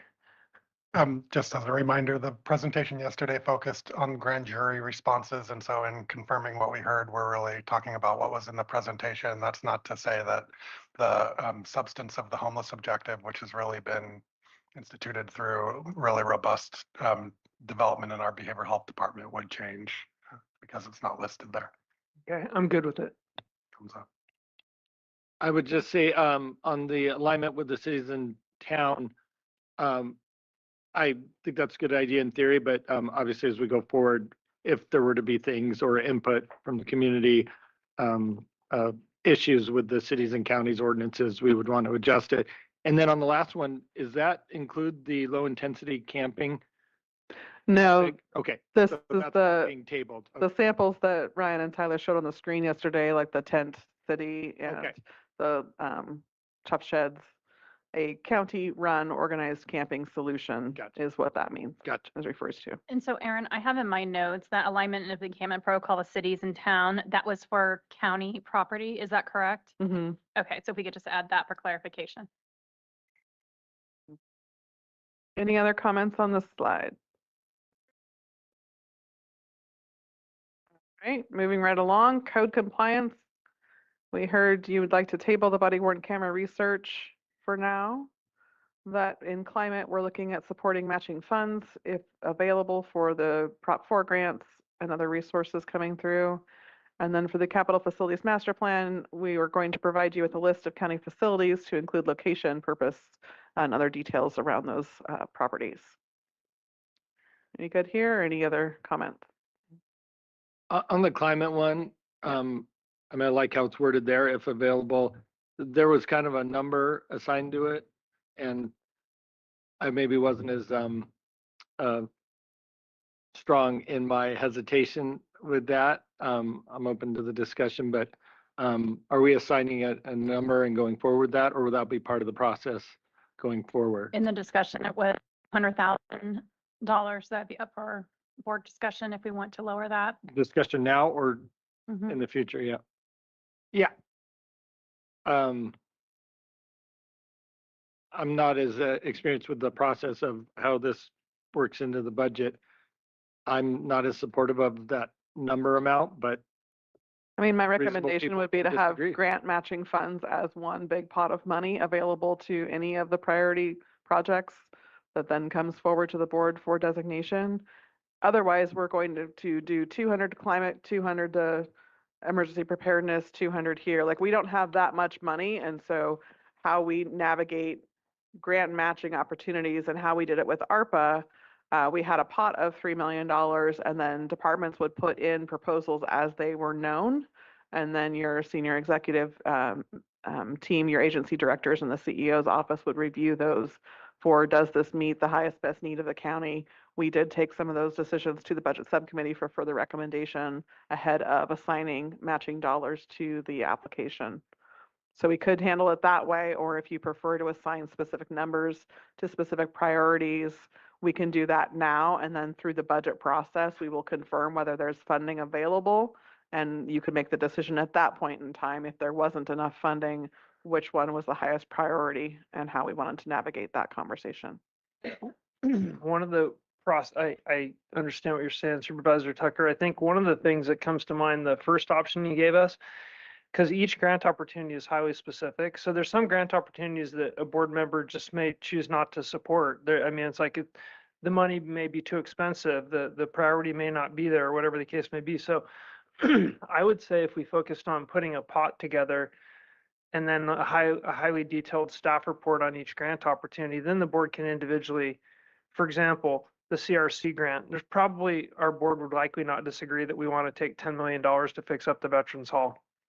That's a supposition on my part, but I can say that we'd probably take that money.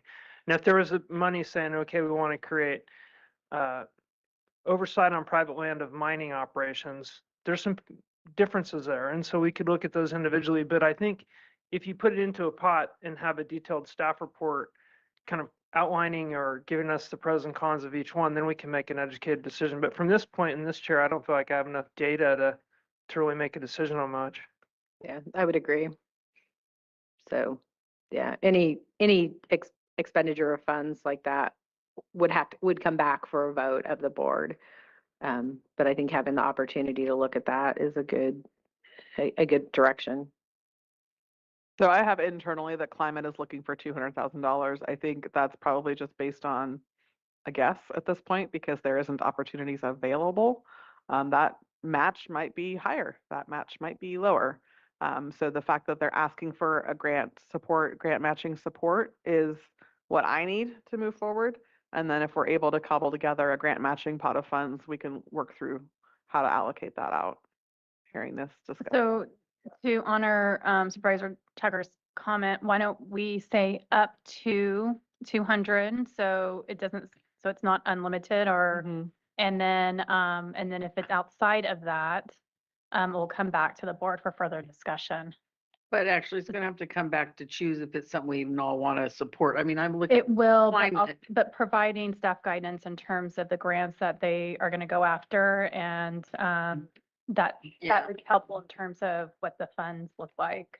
We get one point of clarity, Mhm. because I think I would just say that, I guess my request would be take out the up to 200, because for example, just the CRC grant, because it's a great example, if that was $220,000 or $250,000 and we get $10 million of money, I mean, we can all agree that's pretty good ROI. Like, I think we're trying to get too involved at this stage of the game before we even have the details on what we're asking the board to make a decision on. There's stuff out there we know nothing about. There's Prop 4 funding that is related to every part of our community. I'd just rather the board says, make a board objective to set aside some money for multiple buckets, whether it's environmental, cap facilities, public safety, law enforcement, humane society, whatever the case may be.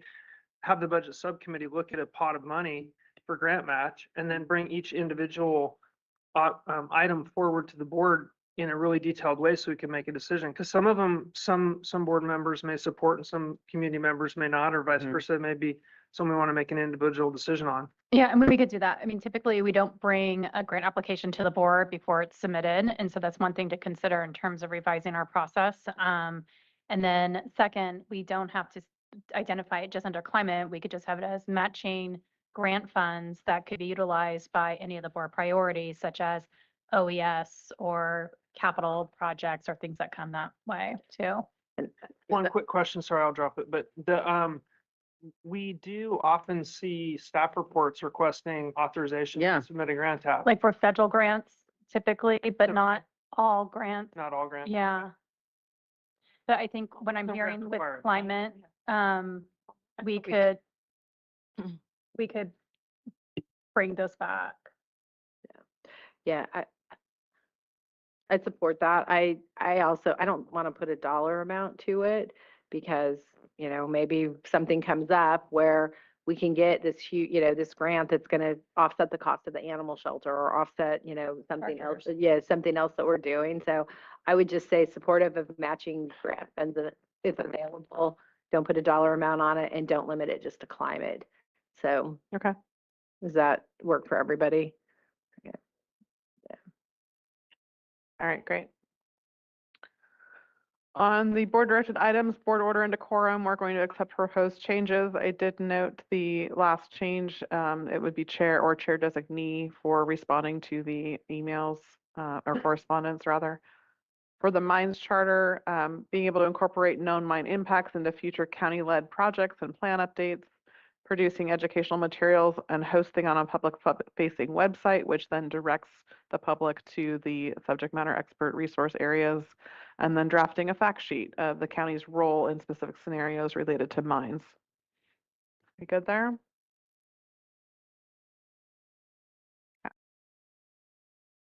On tribal affairs, we're going to establish a tribal affairs committee, and that committee will be charged with exploring tribal liaison opportunity, communication procedures, and staff training over the next year.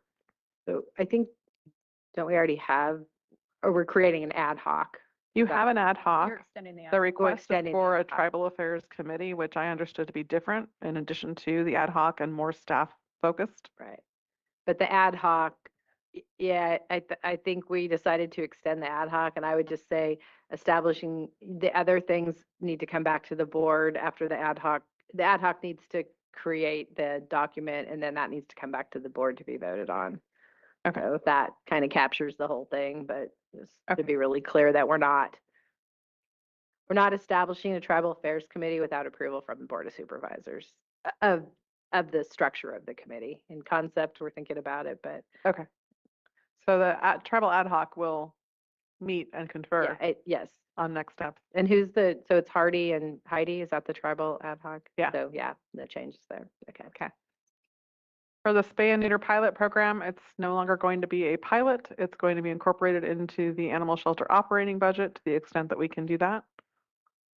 And then for supporting arts venues, staff is directed to continue reviewing the opportunity and engage with cities to see if they're also willing to engage in the opportunity. So basically more information will be identified through risk services in the coming months as we go through our property appraisal, and then additional information will be brought back to the board. Are we good on this slide? And finally, overnight parking. CDA will amend the parking ordinance as needed in consultation with supervisors and the sheriff's office. That was the direction provided.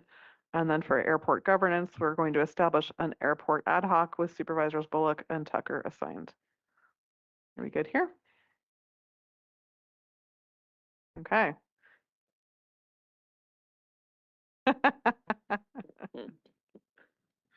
I'm glad they didn't do that. That always confuses me. I could do a roll call vote, but then we'd be here forever. All right, so any final board discussion on priorities or resources? Again, you will see project charters come back through with more details, but in terms of today. So I just want to make sure that we're all clear on what was presented, because I know I got hung up a few years ago by not understanding that process of how we're going to move forward. So is everybody comfortable with? There's a couple things that weren't mentioned that were discussed, and I apologize if you did capture it and I was out of the room, but the South County area forming identity, is that captured there? It's not on the slide, but yes, we Okay, so agreed to that's assign an captured. analyst with Supervisor Tucker for more information on that. Okay, and then I just also want to make sure that it's reflected, Hardy low intensity camping, which I believe you have that, and then the trucking master plan involving a visioning process with stakeholders. Yeah. All right, so again, just to reiterate one last time, next steps, staff will be updating the priority objective charters to include this direction. Ad hocs will confirm support for the proposed timeline scope and projected resources. And any funding requests will be addressed through the budget development process, which at this point in time, the budget subcommittee will have first opportunity to provide direction. Emergency preparedness, $200,000 is here already going to this budget subcommittee for review, and then dedicated funding for recreation is on there. And we will add to that grant match funding. At the board workshop, again, agency level proposals will be what you see. So not a lot of detail for those of you that have been on budget subcommittee before. There will be not as much detail. We can't fit 7 days into 2 days without providing a very high level summary. So we will be focusing, rather than on educating you on what each of the departments does, the education will be focused on what is the 26-27 fiscal year funding going to do. So a much narrower focus for that workshop in those 2 days. Board discussion at that workshop will inform the final proposal, and we may kick back any specific items at that workshop to the budget subcommittee for further review ahead of the final proposed budget.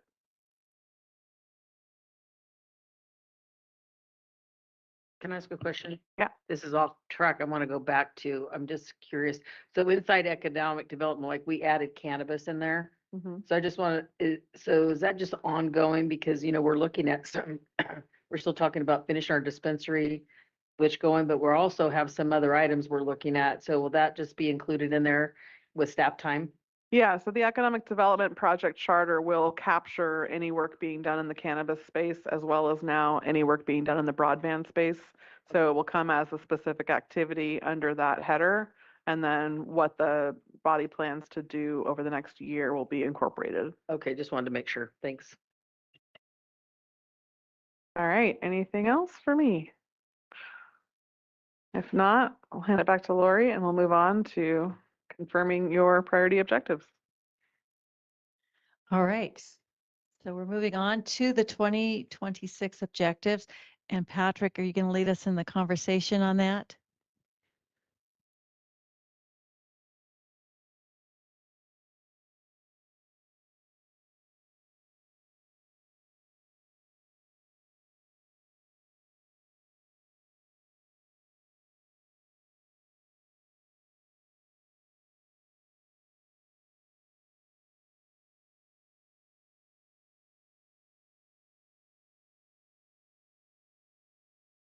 All right, Aaron did a nice job covering the two where the board reached broad consensus, so we won't need to spend a ton of time. But the first one, of course, wrapping broadband into economic development, reflecting that it remains of importance to the county, but the county's role has evolved over time and can be handled within economic development. And then also the reflection of the name change from recreation to recreation economy.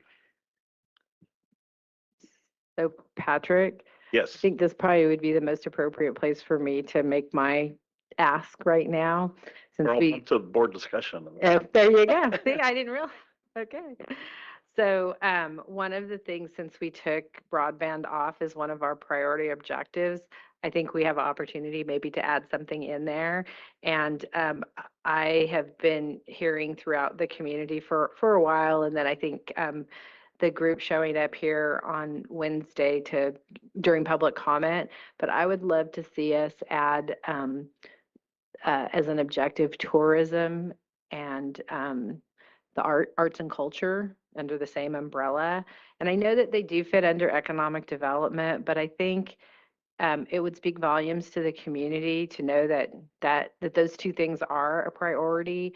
You know, the tourism, and for those of us who went to the arts workshop last week, when you see the amount of dollars that the arts and culture and tourism brings into the county, how can we as the county leverage that and help support those two functions in the county? And I'm not asking for any money or any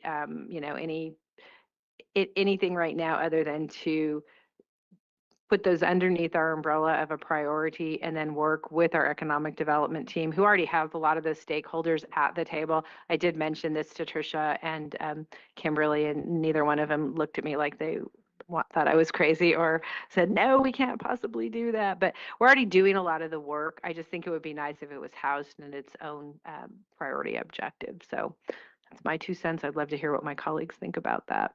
Or if there's something else that you think that we're missing that we need to put up there. This is our opportunity. And I'm glad we get to talk about this, because I always felt like when we looked at these things, this is what we had to do. There was no opportunity to make change. So I was really happy to see this year that we do have some flexibility here with removing the broadband.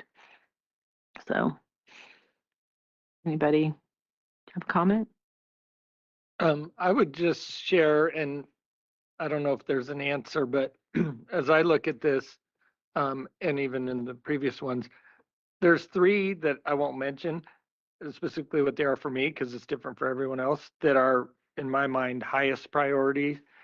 The rest, or a couple that are maybe medium and then low.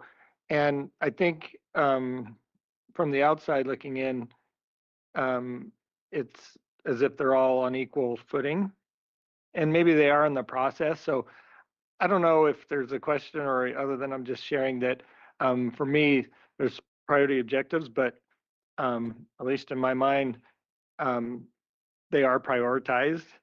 And I don't know how that works its way, and if it's worth changing the public facing display of that. But that was one thing that I'm always trying to reconcile, because all of those are objectives, but I think they're various degrees. And once again, it'll play itself out in the process when we allocate money. But I guess my hope is this doesn't it locks us in as a direction, but I'm assuming it doesn't lock us in as, with resources. No, it doesn't Yeah. lock us in with resources and yeah, and I wouldn't disagree. I mean, when I look at this, and I'm happy to name them, fiscal stability, core services obviously is number one because that's what we're required to do by law. Emergency preparedness is something that is extremely important to the community and to all of us and then housing. So those would be like my top three if we did have to.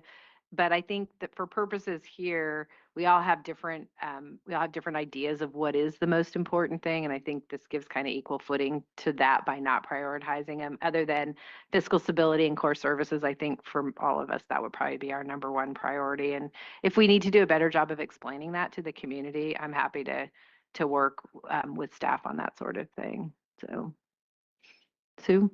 So just saying that too, I mean, I'm just saying, so actually, I thought recreation economy, I thought we were moving that up into economic development. No, that one we just changed changed it. We but changed I the thought name that of was it. the Yeah. plan that it would actually go back under there, but what you're saying too, I mean, that's the other side of building economy here. It Yeah. has to do with, you take it or leave it either way. Yeah, that's fine. Hardy? Yeah, I think it's a good discussion. I think everybody has their own priority there, but for me, these are all like they all seem connected to me, and they all seem connected in making the community character that I'd like to see in our region. So when I look at them, they're all interdependent. I think as time goes on, like recreation economy is a good example. I could see that rolling off next year just because we did the startup work to get that going and off the ground, and maybe it's tucked into economic development, maybe it's into CDA. That's a different discussion, but kind of getting those things tilted up and then having them go away. Not go away is not the right word, but once they're operational and they have some sustainable funding, they could go into other areas within the county, and then we could focus on emerging needs. Right. And I think what you're describing is an emerging focus area that I would agree completely supports those things and is interdependent on making the community character and kind of the vitality that we hope for. So I would support it. I just a couple of questions. So the name is Arts and Tourism. I was going to say tourism, arts and culture, or we could say tourism economy, arts economy. I mean, we can, determine a name, but, one of the things I think that from my perspective as Grass Valley, and then maybe from your perspective as Truckee, I mean, and Nevada City actually as well, a lot of their identity comes through tourism, especially up in the Truckee area, and a lot of their economy is based on, the majority of their economy is based on tourism, and I know that the Nevada County Arts Council has worked really hard to make sure that Truckee is included in all the work that they do. So I just think quantifying it as the county that this is important to all of us for different things. And when we talk tourism, that's going to affect all of us. I could see like what Rob's asking for some identity for South County. There's a really good group of people that are involved in the arts and culture and tourism community already who probably have some great ideas for how you do that. So I just, using our resources to provide direction to the different things that we all want to do, I think is important. So. No, and I hear you there. I just, when I look up there, and we usually drop off because either there's enough funding for them to start supporting themselves. So how would tourism and arts fund itself through the county? That's my only question. I mean, so it kind of leads you in a path of. That goes back to that TBID TOT conversation, because in many places, cities more than counties, because usually cities are the tourism places. In some cities, the TOT is 100% directed towards the tourism, to usually tourism marketing. And obviously we've not done that here, and neither have the cities, or neither has the town of Truckee. But I think that there's room for having those discussions about how they're going to support themselves. And I think it gives us the opportunity to direct staff to say, oh, someone brought a baby. Is that Lariana's baby? Babies and dogs are going to shut down the whole day, though. I think this would be a good conversation. I'm just going to say again, because then you have rural underfunded groups. I mean, I would say that North San Juan has a huge art community. I would say Pin Valley has some possibly, right? But then there's some tourism dollars that come in there, or some TOT comes in from those two areas. And then how does that work to funnel that into areas that don't have a big chamber that does a lot of work for you. You know, they're trying to get things together. So I just want to, then it just becomes a little bit Yeah. off kilter for me a little bit. How do we make sure return for investment? I guess that's the Well, reason. And I want to make sure that all of our communities are getting their fair share of resources, whether that's our staff time or whether it's dollars or, you know, whether it's bringing community together. But, you know, this kind of goes back to 2009 and 10 when the county changed how they did tourism and, you know, really kind of blew the whole thing up. I don't think anybody else might be the only person that was here, and I was with the city then, so not with the county. But I think we're kind of coming back to that conversation again about how everybody gets their fair share. I think this is a good space for it to land in. That was what I was going to support. What Sue was saying with our little town of Washington, they bear an unequal share of the impact for tourism, so they just don't have a lot of resources, but they're packed down there, and then they like to describe, and fair enough, the Clouds Rest Campground TOT that the county brings in, and so it just understanding like the equity in the process, because some communities, and then Truckee is a good example, highly represented with T-bid, chamber, and then VTT in the town. In the town. So there's a lot of things maybe we could spread some of that wealth of knowledge across this board objective to have Truckee help us define some of this and help us out as we go.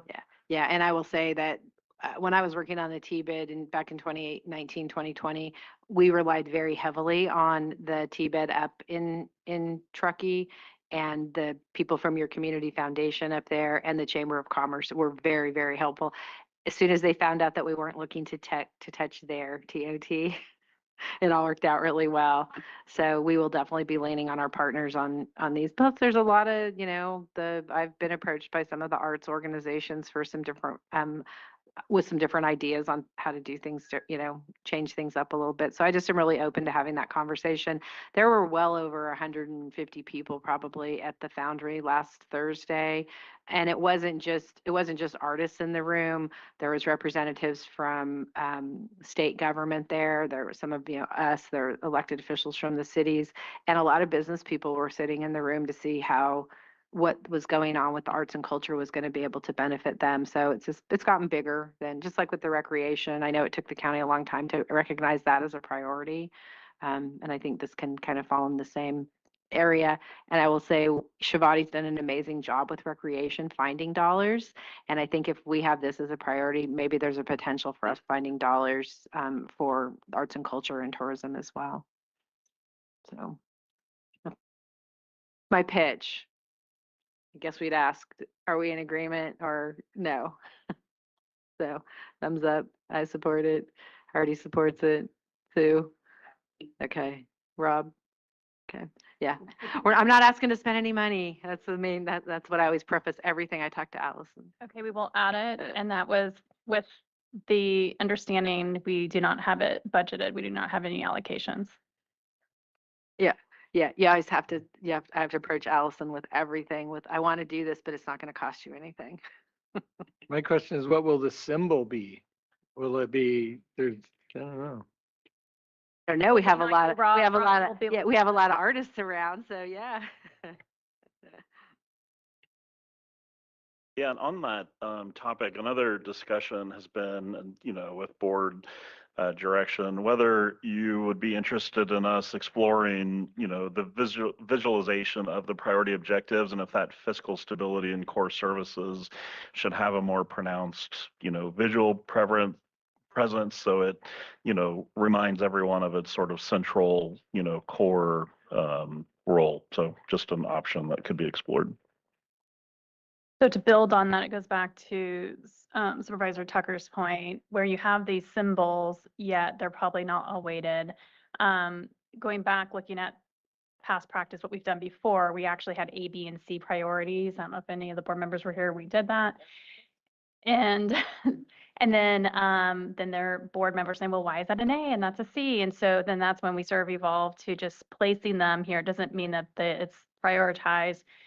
What staff is exploring, because just based on this conversation of tourism, arts, and culture, and then having it in the same framework as fiscal stability and core services is, which really is what you as board members are, it's your mandates, our core services, it's your law enforcement and your social services and the services that we provide, that having that as an umbrella and then having these nested underneath. So going back to Rob's point of how do we visually show this to the community?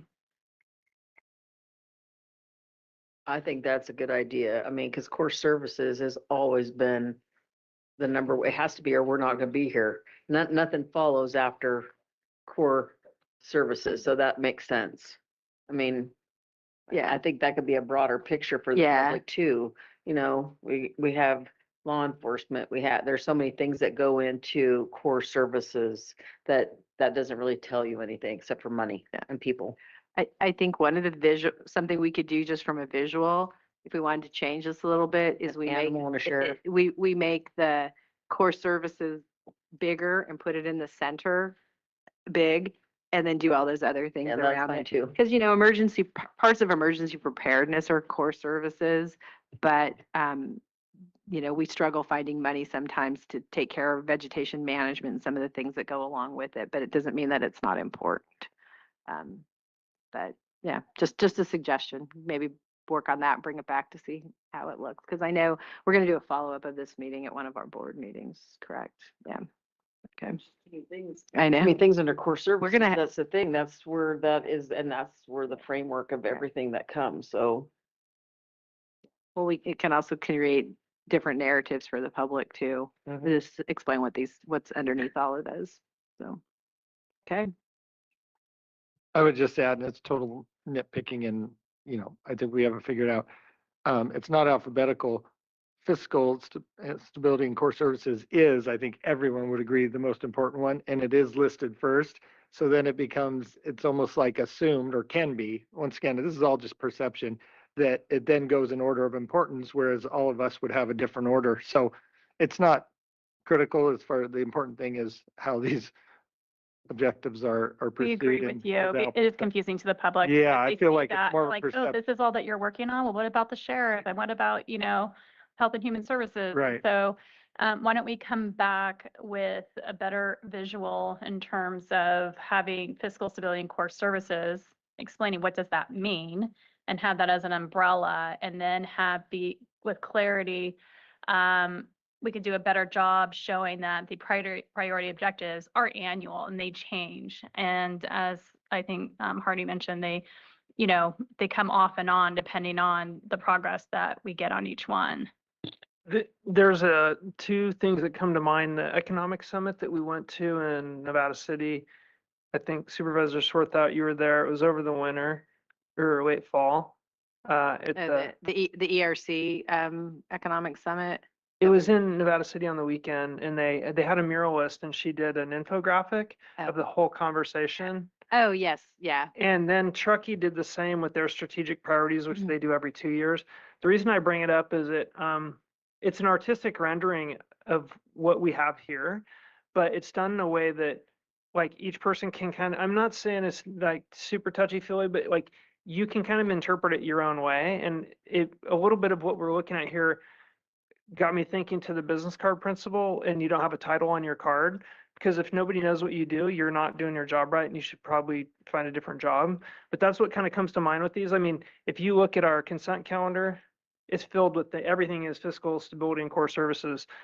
Our board items on most of our board meetings, our special meetings, our budget workshop, I mean, everything is geared toward that. So it's kind of like, if you truly care about what we're doing, you would see right away that we're fiscal stability and core services, but maybe look at some of the other jurisdictions and how they present this information, because there's some alternatives out there too for us, instead of just this iconographic or whatever, instead of just icons. Yeah, we'll explore that. I think that's great feedback. All right. Anything else from Patrick? That's all. Thank you. Anybody final comments on this? We'll have final comments at the end, but going to go into the next. All right, that is where we're at, is the closing comments. And so just real quick before we start our closing comments. So this event does not happen without the help of many, many people in many areas. So I just really wanted to take the opportunity to thank the people who have helped put this on. First and foremost, Lori Burkhart Frank, who has done a fabulous job of keeping us on time. Yeah. Our tech team, Aria Woods, Daniel Fisher, Jim Moncrief, Josh Simmons, Martin Potter, and Ross Beatty. This is the best technical that I've seen happen, so thank you. Our facilities team, Jake Rangel, Jay Smedley, Jim Perry, John Morrill, and Larry Kramer. Also, thank you. They helped set up all the everything that happens here. Support from our board office, Ambrosia Hayes, Blaine Inglis, Loriana Secchi. And is that your baby? Is Loriana still here? Yeah. Is that your baby over there? Yeah. He's super cute. Lisa Lane, Sarah Adams, and Teen Matheson. Thank you all for all the work. Their work didn't just happen these 3 days. They've been preparing for this for months. Our library staff who came in and staffed the lobby for us, Aubrey Burkholder, Cheryl Schilling, Maggie Gilmore, Megan Neef. Thank you very much. Our CEO team, Allison Lehman, Brittany Inks, Aaron Metler, Mandy Stewart, Patrick Eidman, and Rain Wren. And we didn't have Carissa's name on here, but our board staff, unfortunately, she has the flu this week, but she was very instrumental in helping with a lot of this work too. So thank you, Carissa. Our hotel people, Cassandra Berry, Ryan, who was our bartender the other night, and all the back of the house staff that's here. Thank you, Gold Miners Inn. And then our catering from Bouquet Garnier, Chantel Blake, and Kristen Shade. I think they did a fabulous job. Hopefully everybody enjoyed the food. There were some brownies left over from yesterday that she was nice enough to bring to me, but I'm willing to share. So if somebody would like a brownie with peanut butter cups in it, please come and take one, because if I take all of these home, my husband will kill me. So I know. Well, she said the cookie today was as good as because I was complimenting on her chocolate chip. So, and then also our culinary staff from the high school and the kids. So Kelly Sawyer, who's the teacher there, and Katie Reef, who's the co-culinary teacher. And then the students that were here, Henry Robbins, Jolie Veronini, Jade Friedman, Soren Dunbar. And then our security guard who's out in the lobby, who has to stay there and keep us safe in here today, although I'm sitting next to the sheriff, so I felt extremely safe this whole time, even with the undersheriff over here, our guard staffy. So thank you to everybody who makes this possible. It's a lot of work to put this on, and I think that it's a really valuable tool that the county uses every year to move forward for what our goals and objectives are going to be coming up for this year. So I'm looking forward to a really good one. And with that, final comments from my colleagues. I'm going to start down at the end with Supervisor Bullock. Thanks to everybody who put this on, took all the time to get here. Thanks, Chair Swarthout, for your first strategic workshop. Job well done. I know it's a lot of pressure and a lot of. You learn how to do it once, and then you don't get to do it again. So 4 years later. 4 years. Yeah, it's awesome. Now I'm honored to serve in the 5th district, but also the county and the region as a whole, and serve with my colleagues up here on the board. And our staff has been absolutely outstanding. And my work with CSAC and NACO really exposes me to a lot of different leadership models and a lot of different staff models and a lot of different communities that weigh in on elected and appointed business. And I think we do it really well. And that's coming from an informed position. I just want to say thank you with a lot of gratitude that I have for this job and everybody we get to work with. Rob? Not much to add to that. He summed it up well. Looking forward to moving forward with all the things we discussed, and I appreciate everybody's hard work putting this together. Get the second one under your belt. It gets better. Gets better. Sue? I think it was said, we are all blessed to work in this community. I feel like that is, because that's what we do, right? It's about working for our constituents, working for the people in Nevada County. And there's not a better place to work or provide the back support that the folks need here. And I think we continue to do that well. I appreciate all my colleagues that I work with and staff. I mean, it goes on. Look at how they produce this. This is, we talk about being a small community, but we are mighty. I just am always ever impressed in what we provide and what comes out of this community. And I just hope other people can take a wider look at that. We don't always get everything we want. you know, we try to do the needs. That's the big important part, and everybody puts their best foot forward. And I really feel lucky. It's an honor to get to sit here among all you and be a part of this. So great job, Lisa. Thank you. Yeah, this was good. Thanks. Well, yeah, I just will say I so appreciate working with all of you, my colleagues on the board, all of the staff. I'm again gonna, send my regards out to Supervisor Hall, who wasn't able to be here. I will make sure that she gets fully informed on all the decisions, and then if she has input, she'll be able to talk about that at our future board meetings. So, again, thank you all for all the work that went into it. Thank you to the public, especially those of you who stuck it out for the whole 3 days. I think Diana and Lee are the two people that come, and I know people are watching this on our YouTube as well. So, and this, I believe it's all recorded so people can go back and if there's anything that they would like to see, but really appreciate the public showing up and informing us of what their needs are, and in a very nice and respectful way. So again, thanks to everybody, and we are adjourned, and our next board meeting is going to be February 10th at the Brood Center at 9:30. I know we did. It's pretty good. Oh my goodness. Who wants? Wait, don't tell me that. I'll talk for the whole 3 minutes. So, thank you.